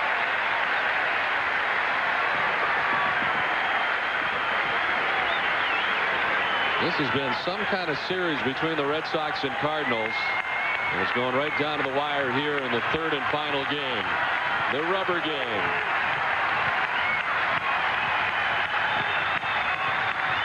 The 2-1. 3-1 to Garcia Parra. Ramirez waits on deck. Well, here's the interesting thing. I mean, now, will they intentionally walk Manny if Nomar walks? Will they intentionally walk Manny and take their chances again with the bases loaded to Millar? It's possible. Done it once. The 3-1. There's a strike. Garcia Parra thought he had ball 4, but it grabbed the corner, according to Joe Brinkman. Well, you know what? I'd rather have him swing in the bat. That looked like ball 4, but I'd rather have Nomar swing in the bat. That was ball 4. Wow.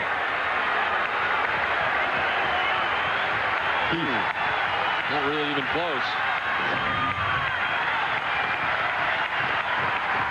The 3-2. Nomar sends it into right field, a base hit.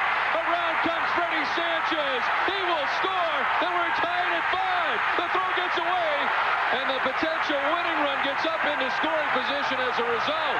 Nomar able to advance another base. The Red Sox have tied it up again tonight. In the 9th and again in the 10th. What I tell you, Don, why walk?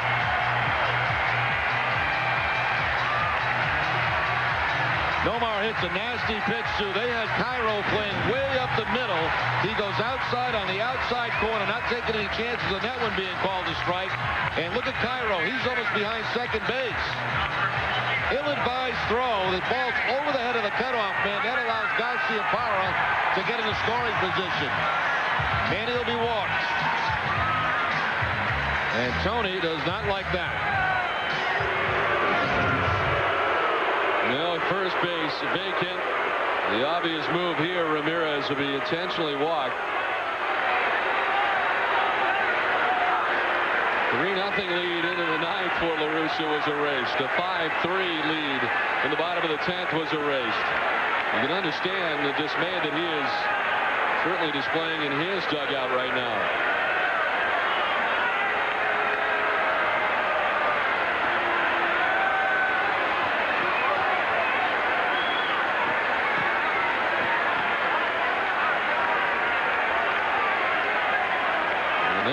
The intentional pass to Ramirez.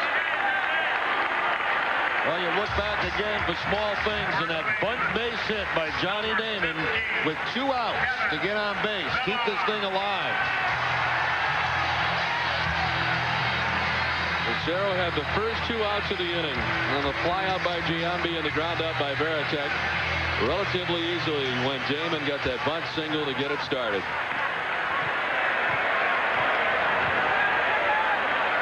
Now Millar tied at 5 in the bottom of the 10th inning. An unbelievable ball game tonight from Fenway Park. And Pissarro missing wildly with the first one.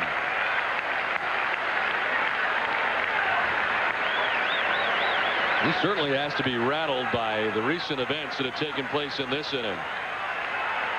And nobody warming behind him at all. The winning run standing at second in Nomar. And a strike to Millar, 1-1.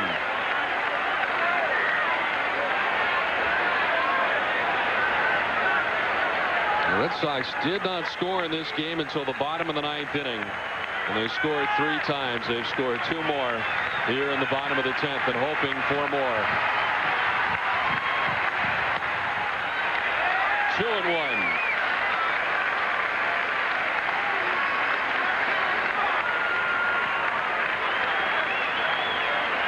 $34,389. What's left of them standing as they will now intentionally walk Millar with a count 2-1.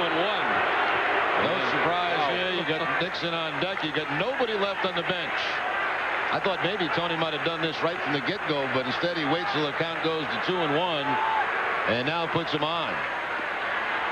So Nixon will get another crack. The winning run again in this series will be standing at third base with 2 outs in the bottom of the 10th inning, and relieves Pissarro. No margin for error here.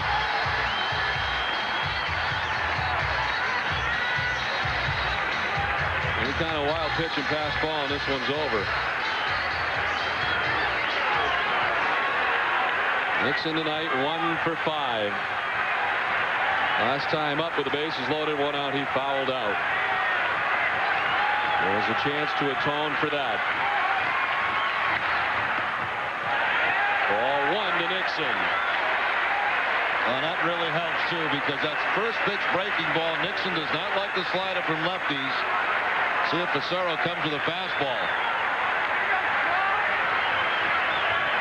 You get ahead with that breaking ball, you just keep throwing it. That throws it again.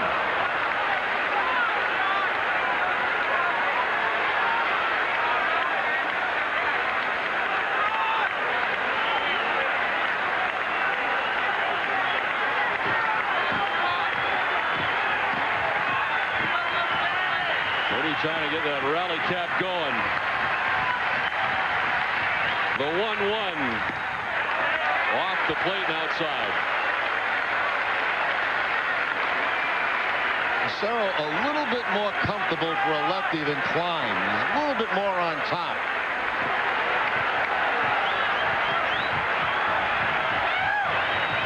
Facero ready with the 2-1 pitch. Nixon chops it right side. Cairo will flip to second, and the Red Sox tie the ball game, but leave the winning run at third. We head to the 11th.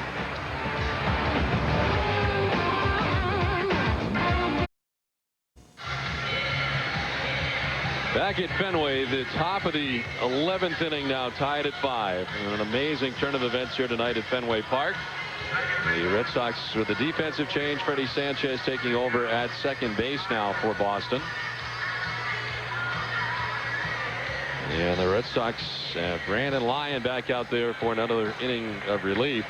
And a chance to atone for the 2-run home run, pinch hit home run that he gave up to J.D. Drew in the top half of the 10th inning. Miguel Cairo, the top of the Cardinals order to lead it off.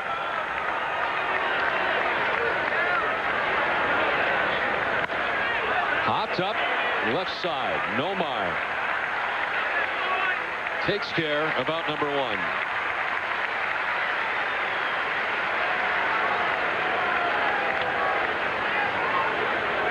Center fielder, number 16, Orlando Palmeiro.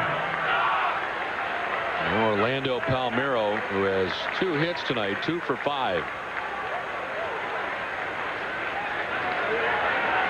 5 runs, 11 hits, 2 errors for the Cardinals. 5 runs, 11 hits, 1 error for the Red Sox.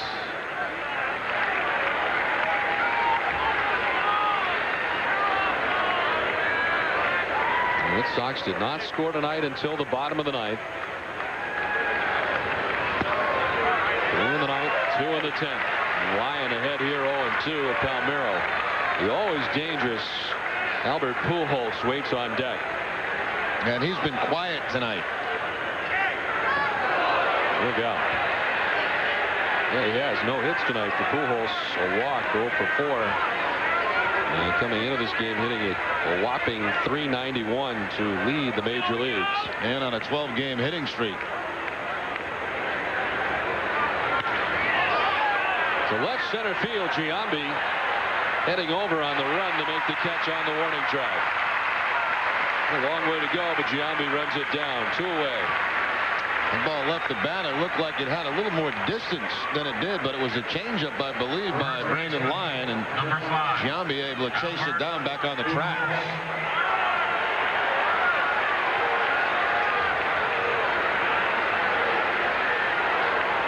Here is Pujols, 0 for 4 with the walk.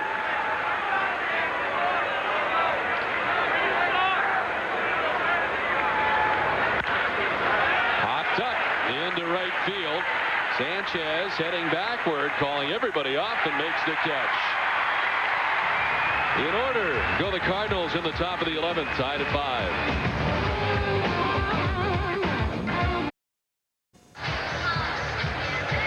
Back at Fenway, tied at 5. Ready for the bottom of the 11th inning. A 1-2-3 inning for Brandon Lyon. Jeff Facero returns to the hill for the Cardinals, back out there for the bottom of the 11th inning. He will face Bill Miller, Jeremy Giambi, and Jason Varitek here in the bottom of the 11th inning.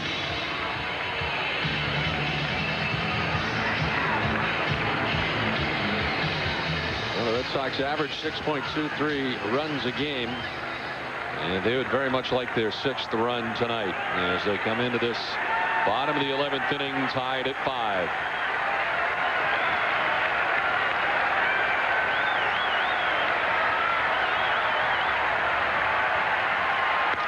Miller sends it to left. Edmonds on the run will make the catch. A terrific outfielder, got a great jump and makes the running catch for out number 1. Now that defensive move was made early in the game when the Cardinals had the lead. Number 25. Edmonds, of course, a Gold Glove center fielder, this time playing way off that left field line, makes a pretty easy play on the line drive.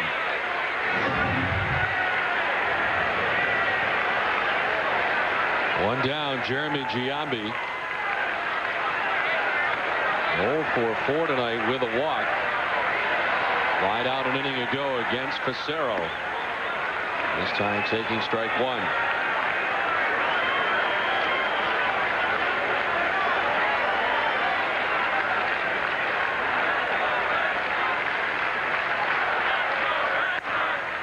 Off the left side, and Giambi in the hole, nothing in 2.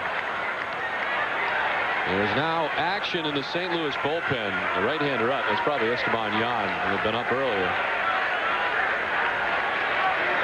And it is Yan. Certainly the Red Sox very familiar with him.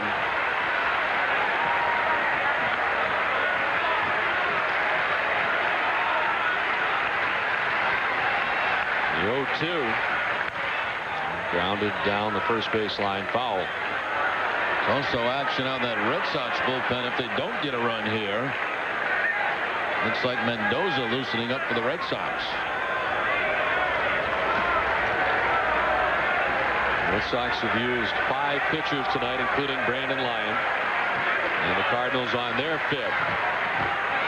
Did he go? Yes, he did. Brinkman will ring him up himself. A strikeout for Facero, 2 down in the 11th. And the first strikeout for Facero since coming on. Remember, nobody on that bench for Grady Little. He used everybody.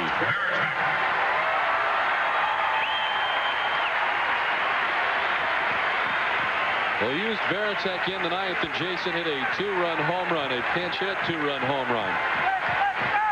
Last inning, he grounded out to shortstop.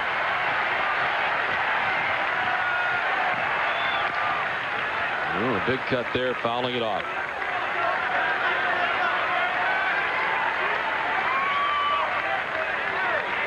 Been a big difference batting from the right side for Varitek, batting average-wise, hitting a .375. As a right-handed hitter, .261 from the left side.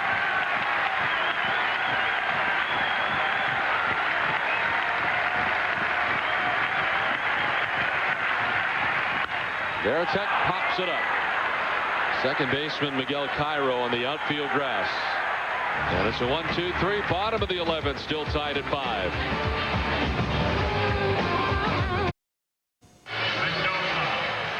We had a lot of marriage proposals in between innings. Jerry, what's the answer? I don't think that's legal in the state. I don't think she's aware that you're already married. There's so many of them out there who wish they could be Mrs. Remy, but there is already one. Yeah, what a prize she got. Here's Ramiro Mendoza. 28th appearance for Mendoza, the second of this series. He worked Tuesday against the Cardinals, inning in a third in that game, a couple of hits, no runs, walked 1, and did not have a strikeout. Mendoza right now back on a pretty good streak last couple of outings. Brandon Lyon went 2 innings, giving up 2 hits. The 2-run home run to J.D. Drew. He didn't walk anybody. He struck out 2, and now Ramiro Mendoza becomes pitcher number 6 tonight for Boston. Jim Edmonds will lead it off against Mendoza here in the top of the 12th inning.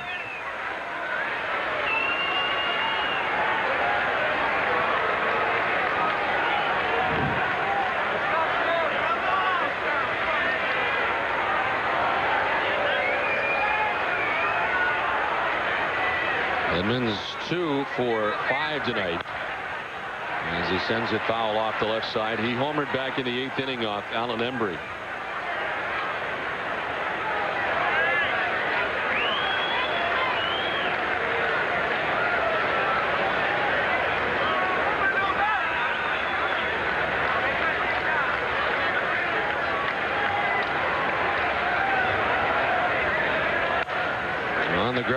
Millar there, and he'll take it alone. 1 down.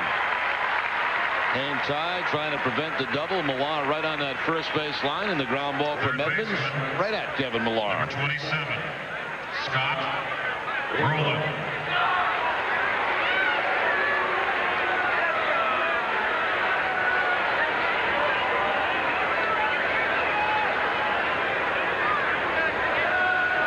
Well, the Red Sox have had 14 come from behind victories this season. There's a strike to Scott Rowland.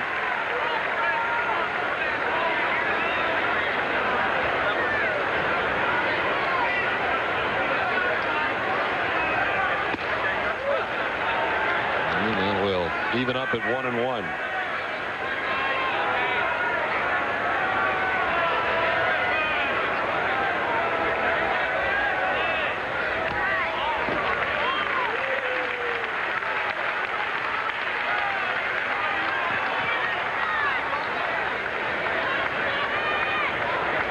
Sox in extra innings this season, 3 and 4.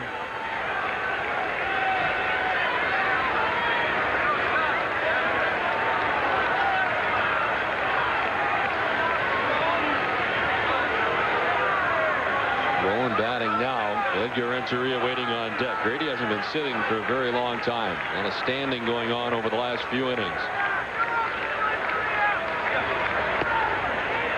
2-2 to Rowland.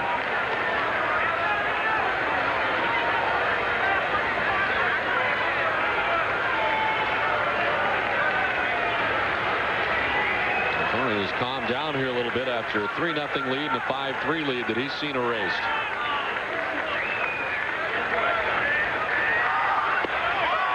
Well, thought about it, but didn't pull the trigger, and it's ball 3. A lot of umpires right behind home plate on that pitch.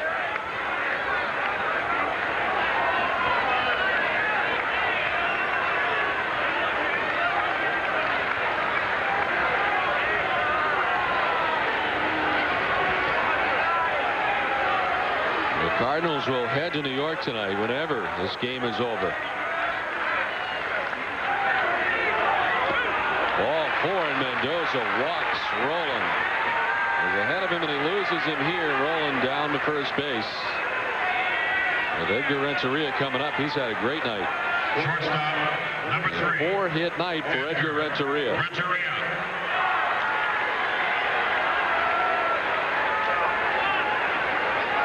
Let's see if they put a play on here with Renteria at the plate. Sinker ball pitcher.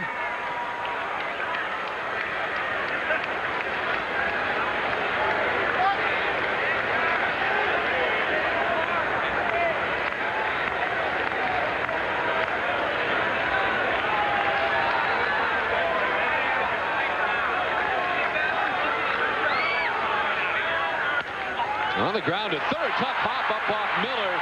Tries to stay with it, but has no play by the time he captures it. He broke to his left after it kicked off him. And Rowland up to second base. 2 on, 1 away. Probably go as a base hit, I would think. This ball looked like it bad hopped Miller. Looks like he's in a good position to make the play. Now watch the hop. Big up on the shoulder. 21. Tino Martinez. Not much you can do about that.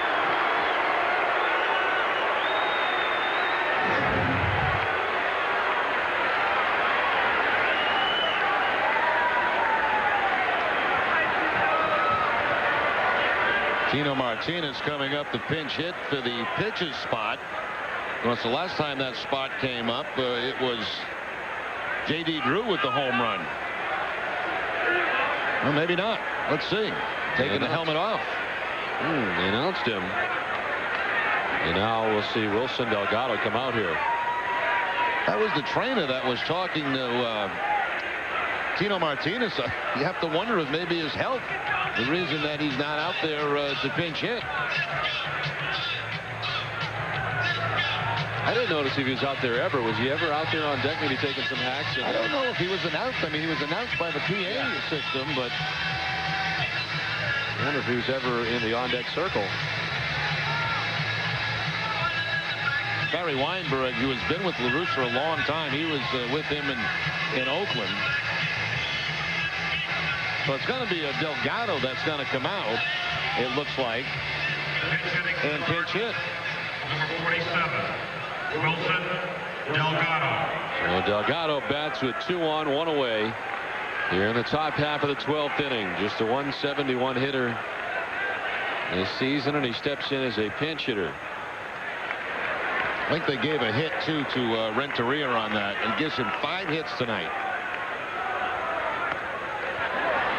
And it's 1-0. They did indeed. It is the 12th hit of the night for the Cardinals and the 5th for Edgar Renteria. I'll be honest with you, Don, I don't know whether to scratch Martinez off the list or not. I don't know if he was ever announced to the umpire. Swung on and missed, and the count is 1-1. How does that work? You're introduced by the PA, but that's not the official end of the game situation. I wonder how that works.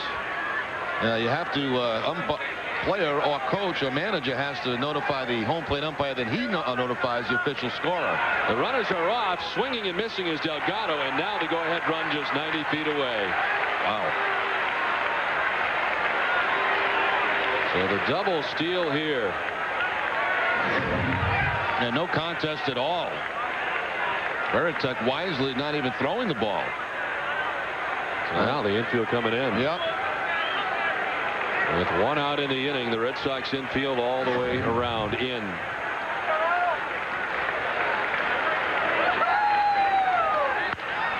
Chopped to short. Nomar charging, throwing, and out at the plate.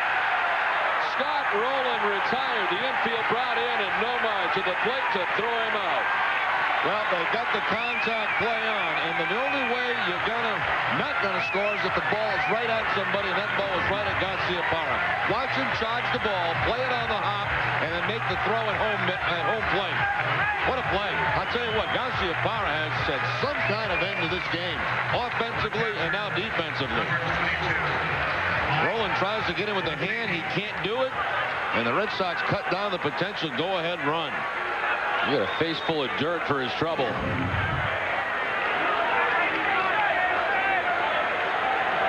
Well, now the right-hander up with 2 outs.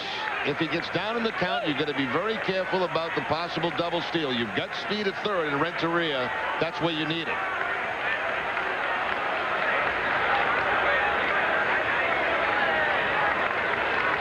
So Mendoza in a jam here. And he starts off ahead.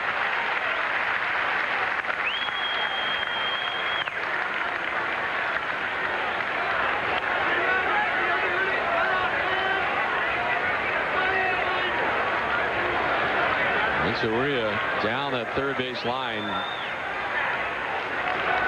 A good sized lead shortens it now. The 0-1. Chopped right side. Sanchez, the youngster, will throw out Matheny to end the inning. And the Red Sox get out of a major jam in the 12th. 5-5. Bottom of the 12th inning, the Red Sox and St. Louis Cardinals tied 5-5. And the Red Sox will face a pitcher they have faced plenty of times over the years, Esteban Yan. Yeah, he's the guy that was down at Tampa Bay for quite some time. This year started at Texas, was involved in a trade for a guy that's familiar to New Englanders, Rick Azadorian. Texas and the Cardinals making that swap. Yan, 7 appearances, a record of 1-0, but the number's not that terrific here for the Cardinals. Got his first win with the Cardinals last Friday night. Lead allowed the go-ahead run to the Baltimore Orioles in the top of the inning, and the Cardinals came back with a come-from-behind victory, and he was credited with the victory. Oh, it's been a good game. This is the best game of the year. Certainly is. There's been all kind of stuff going on. Contact plays, triples, good defensive plays, pinch hit home runs, bunts by Johnny Damon to get things going. Johnny Damon in the top of the Boston order to lead it off in the bottom of the 12th inning. Strike 1. Damon had been 0 for 5 before getting that bunt single that Jerry just mentioned moments ago. Down 0-2 is Damon.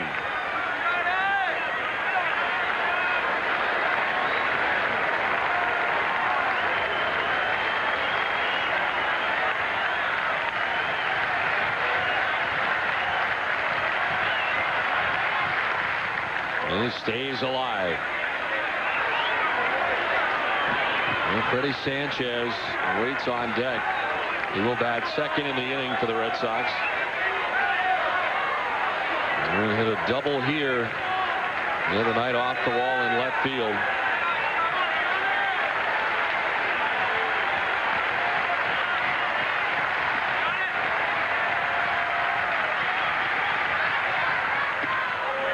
One and two now to Damon.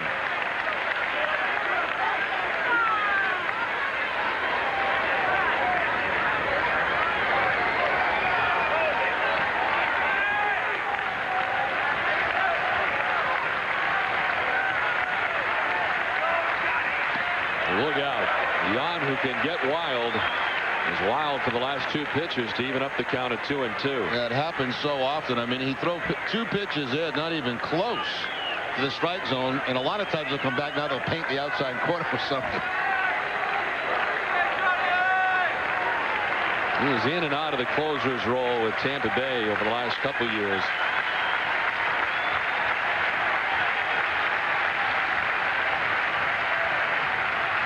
The 2-2. Damon chops it right side. Over goes Cairo, who throws out Damon for the first out of the inning. I remember going to Tampa Bay a few times where the patience of Hal McRae, which was and turned out to be a very patient man in the end. Jan was either the closer or he wasn't on a couple of occasions when we would go in there. And Jan has bounced around some since. Freddie Sanchez 3 for 7 with the Red Sox this season. He's called up from the Pawtucket Red Sox.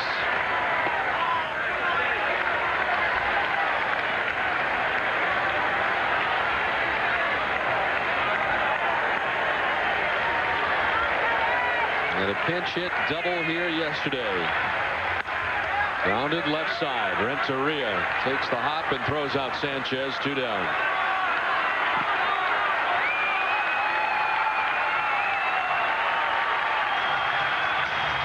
Well, here comes the guy that has had 2 hits over the last couple of innings. The triple in the ninth to tie the score at the time at 3. And a single in the 10th. And Garcia Parra batting with the bases empty. 2 outs here in the bottom of the 12th. 455 hitter against Jan with 1 home run.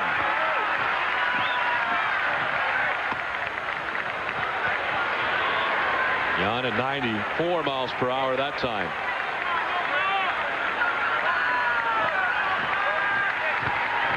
Didn't get it up there in a hurry. And it jumps ahead of Nomar 0-2.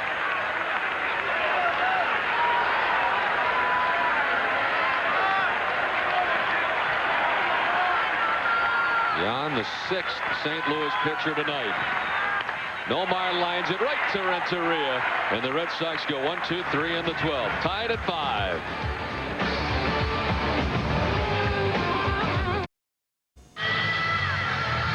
Back at Fenway, tied at 5 into the top of the 13th inning.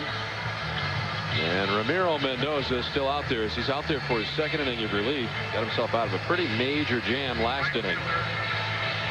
And we'll face 9-1-2 in the Cardinals order in the top of the 13th. Kerry Robinson, Miguel Cairo, and Orlando Palmeiro.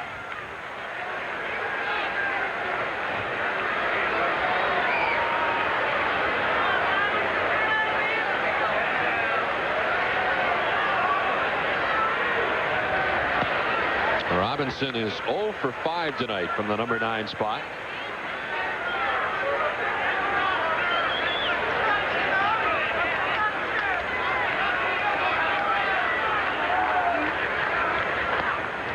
Anytime you get this deep into a ball game, obviously the bench is just about gone. I think La Russa, I know he has Girardi left. We still don't know about Tino Martinez. I don't think he was ever announced. And pitching wise, he's got Dustin Hermanson left. and Calero, but he pitched a long time last night. For the Red Sox, they're wiped out on the bench. In left field, a base hit. 0 for 5, Kerry Robinson until now. Leadoff hit here in the top of the 13th inning. Slaps the ball to the opposite field. That ball good 2-3 inches off the outside part of the plate. Picks up his first hit. Now Cairo, I'm sure, will be bunting here to try to get a man in a scoring position.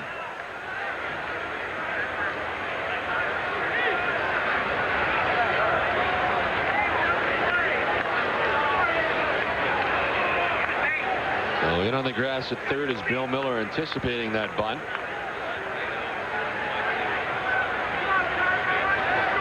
And as a throw to first, he was heading to square to bunt. Red Sox hopeful they can get the lead runner in this exchange. It starts to lightly rain again. And the bunt back towards the mound. Mendoza just looks to first and throws him out. So Robinson up into scoring position. Sacrifice bunt going 1-4 with Sanchez covering first base. Well, they've tried all the little things the Cardinals have here in extra innings. They've had a double steal. They tried the contact play with the man at third. Now the sacrifice to get a man in a scoring position.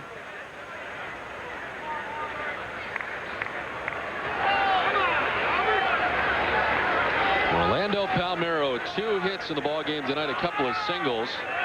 He will get the first crack here with 1 out and the runner in scoring position. And after him, Albert Pujols, who's been silenced all night. Eerily quiet has been Albert Pujols tonight. 0 for 5 with a walk, waiting on deck.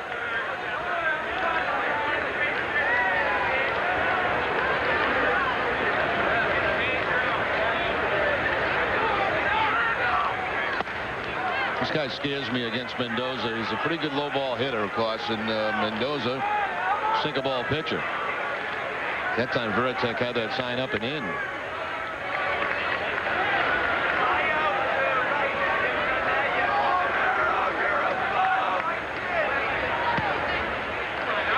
Two and 1.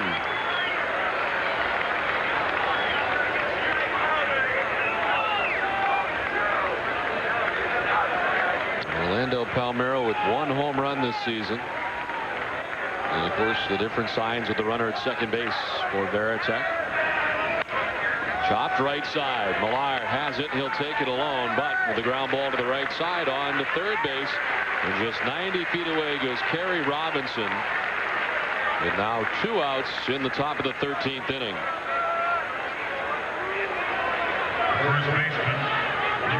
And the guy who has the highest batting average in the major leagues coming into this at bat. First base, he is open, and Grady Little heading to the mound.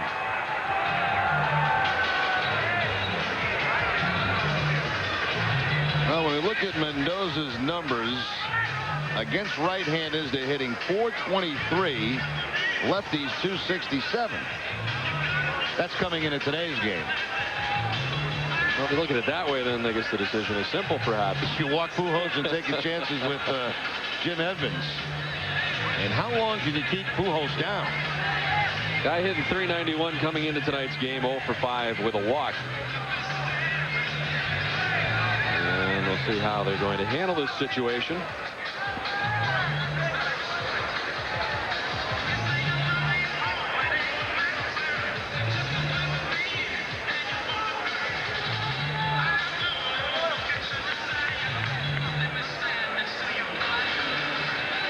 Russo wants to know how they're going to handle this situation.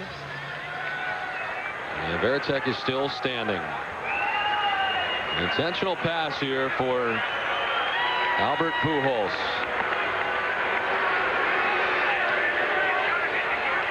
And Jim Edmonds, a left-handed hitting Jim Edmonds. They'll go after here with 2 outs in the inning.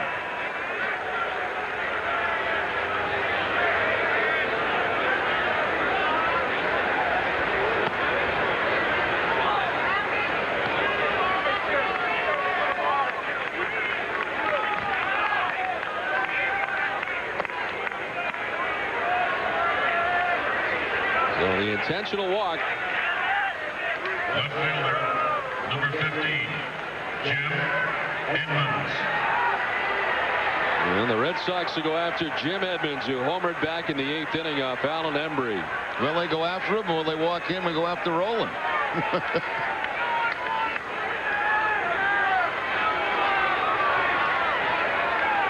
Veritek giving signs to his middle infielders on what he would do in case of a possible double steal.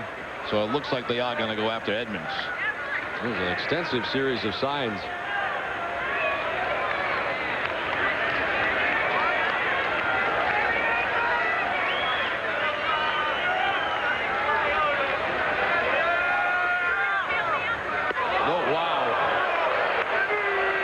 Change things in a hurry. A nice play by Veritek to elevate.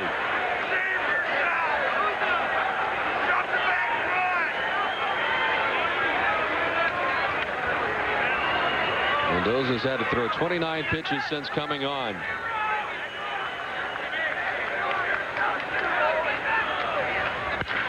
In the air to left, and that will take care of that. A 3-run home run for Jim Edmonds, his second home run of the game. And a deflating 3-run home run at that gives the Cardinals an 8-5 lead in the 13th.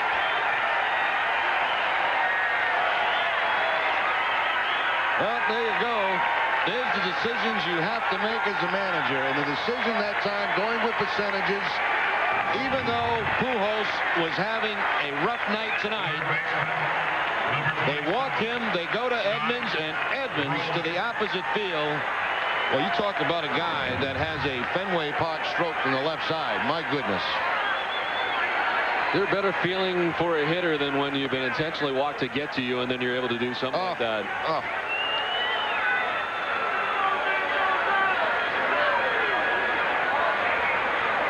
Scott Rowland. And the breaking ball missing, 1-1.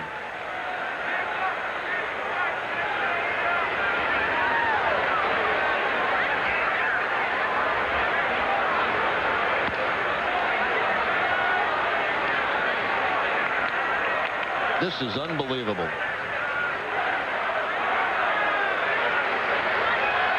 Two great comebacks tonight by the Red Sox. Once in the 9th and again in the 10th. Chop to third. Miller from deep third throws out Rowland to end the inning. Ramirez, Millar, and Nixon expected in the bottom of the 13th.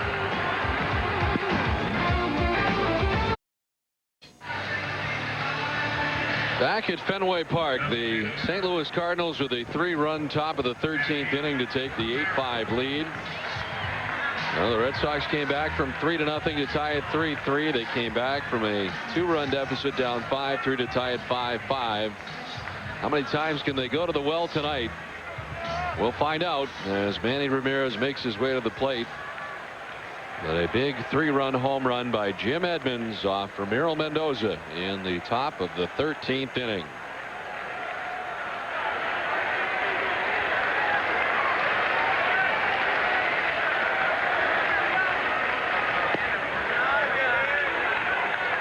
Esteban Yan, who had a 1-2-3 12th inning, back out there for the bottom of the 13th. And a chance for him to secure his second victory with the Cardinals.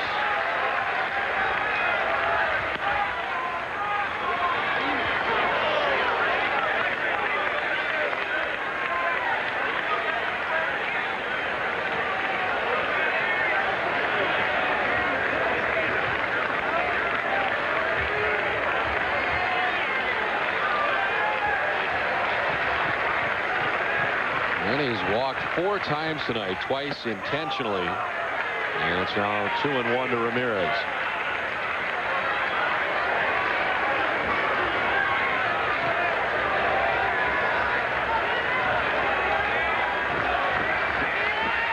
Ramirez, then Millar and Nixon to face Esteban Yan here in the bottom of the 13th inning.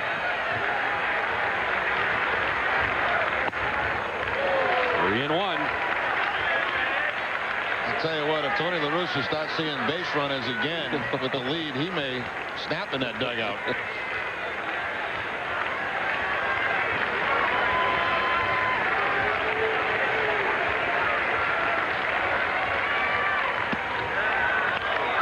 strike to Manny late from Brinkman on the call.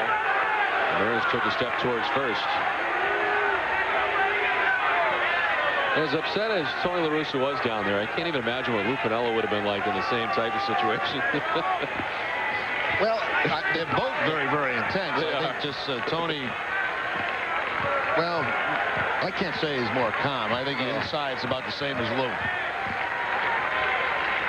The payoff pitch. Ball 4. There's the 5th walk of the night for Manny Ramirez. Again, 2 intentionally, but a leadoff walk here in the bottom of the 13th. Well, I guess the Red Sox will say in their dugout, we got him just where we want him. That's the last thing in the world you really want from Esteban Yan there. You're just taking a 3-run lead, and the first guy you face here, you walk.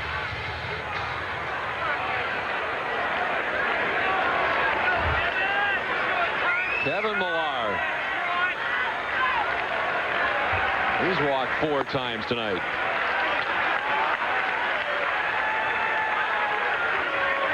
Yeah, how about that? Your 4 and 5 hitters, 1, 2, 3, 4, 5, 6, 8 walks between them.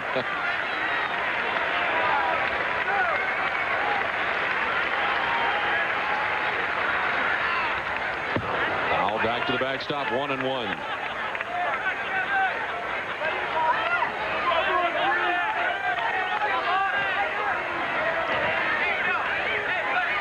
Manny Ramirez, the lead man on here in the bottom of the 13th inning. Yan, who can get wild in a hurry. The count of 1-1. On the ground, a fair ball down the line. It'll kick off the boxes. Ramirez will have to stop at second with the play in front of him. Edmonds gathers it. With the Red Sox with the first 2 on, and again with a chance as the potential tying run coming to the plate in Nixon. This is amazing. Well, that quickly before you even get an out, the Red Sox will bring the potential tying run to the plate. Right over the third base bag. Fair call by Fletcher, the third base umpire. Paul Caron's back out, and only 1 base for Ramirez up to second.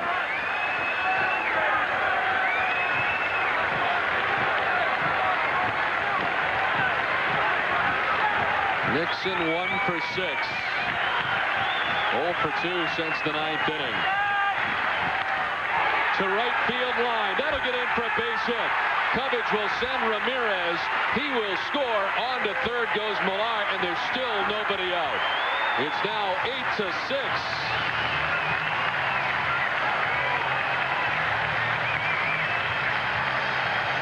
Off come the glasses, and out comes Tony. I'm thinking he means all business here now that he's discarded the glasses.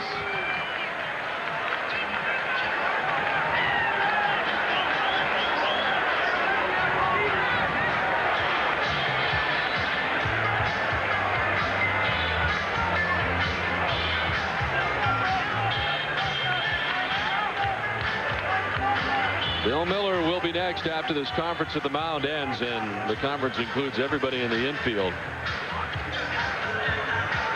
And La Russa heads off.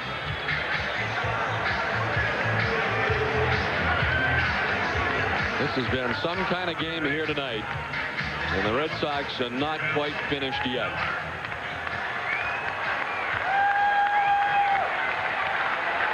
Well, does Miller sacrifice and get the potential tying run to second, or do you let him swing?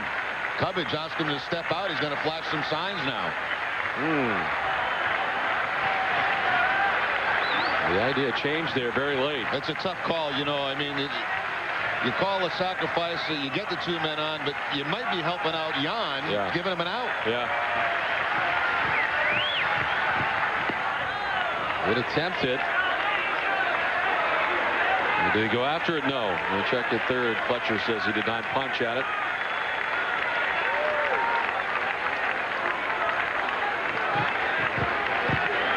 You then have Giambi and Varitek after Miller with nobody out here.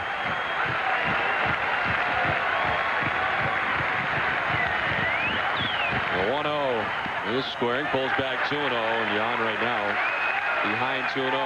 You take it off now? What I would do is I would put on a take sign. See if he can throw a strike first.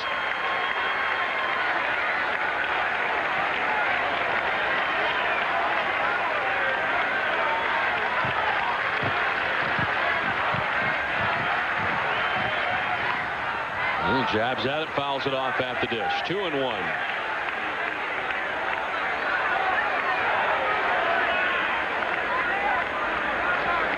More signs from Cubbage. Millar at third, Nixon at first.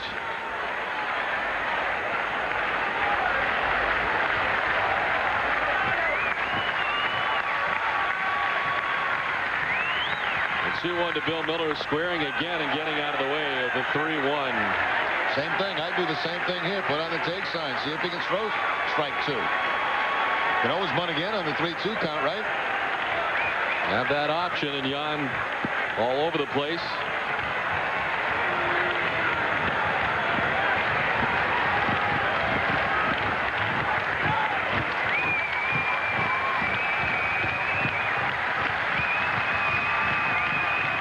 The 3-1 to Miller, who swings away, chopped right side to second for one, on to first, a double play. In from third comes Millar, and it's a 1-run game, but now the bases are empty as a result of the double play. Well, Grady gambling that time on the 3-1 count, letting him swing away, ends up in a double play. 2 huge outs. And it leaves the Red Sox trailing by 1.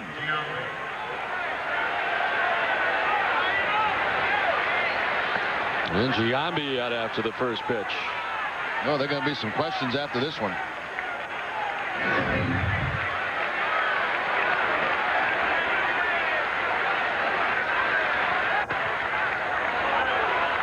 And it evens up now 1-1.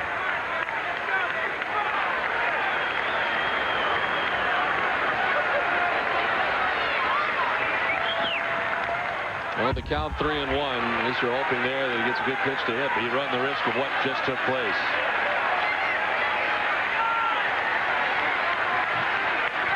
Two runs here in the bottom of the 13th inning to get Boston back within 1.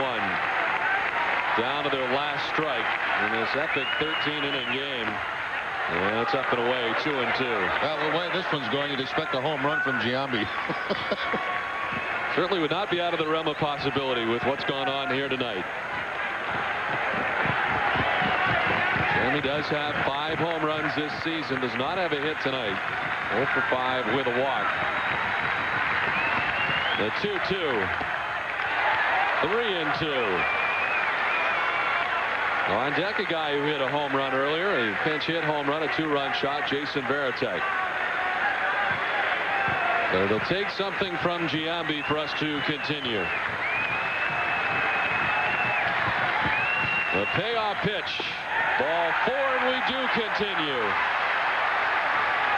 Another walk for Jan, the second of the inning.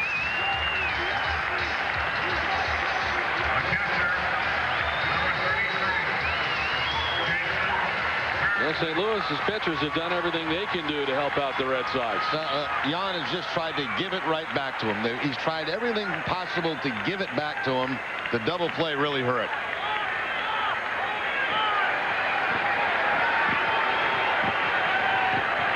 Varitek with a pinch hit home run in the 9th. He's 1 for 3 in the game. Bouncing in, and it skips away from Matheny. Up to second goes Giambi. Wow. And the tying run instantly in the scoring position. Major league pitching.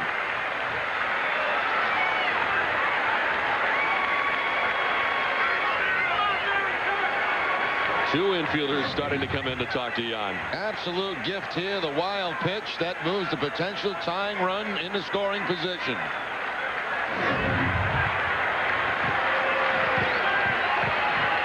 And now, with first base open, they're going to intentionally walk Varitek. Damon waiting on deck. So they'll put the potential winning run on base.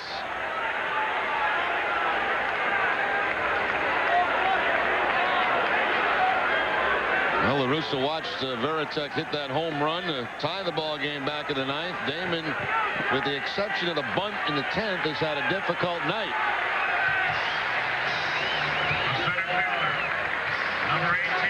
A 4-hit night last night for Johnny. Tonight, the bunt single in the 10th.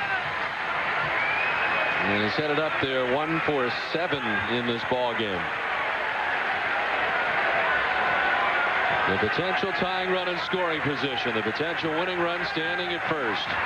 2 down, bottom of the 13th inning. Damon swings at the first one and fouls it off.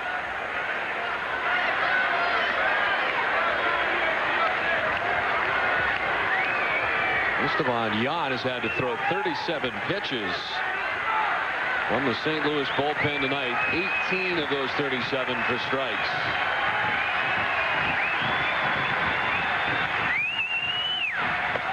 Up and away, 1-1. Like patience is a virtue in some ways against Yan as well. Oh yeah, I mean, you know, the more pressure obviously you put on a guy like Yan who has control problems, the less chance he's got of throwing strikes.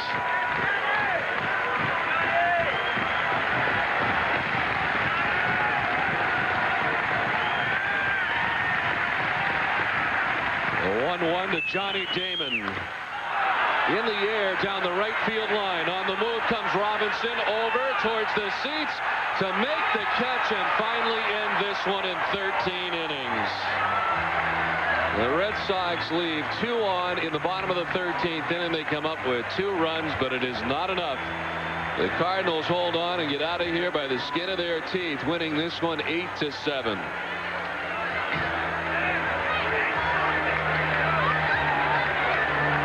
Well, the Foxwoods chance play of the game, Jim Edmonds home run after the intentional walk to Pujols. Edmonds in the 13th inning with the 3-run home run. And the Cardinals end up winning it by 1. The Foxwoods chance play of the game. Well, the Red Sox in front of 34,389. Their record now 36-28 as the Cardinals take 2 out of 3. Esteban Yan 2-0 with the win. Ramiro Mendoza falls to 1-3 with the loss. We'll step aside from Fenway on the other side. WB Mason's Extra Innings coming up next from Fenway.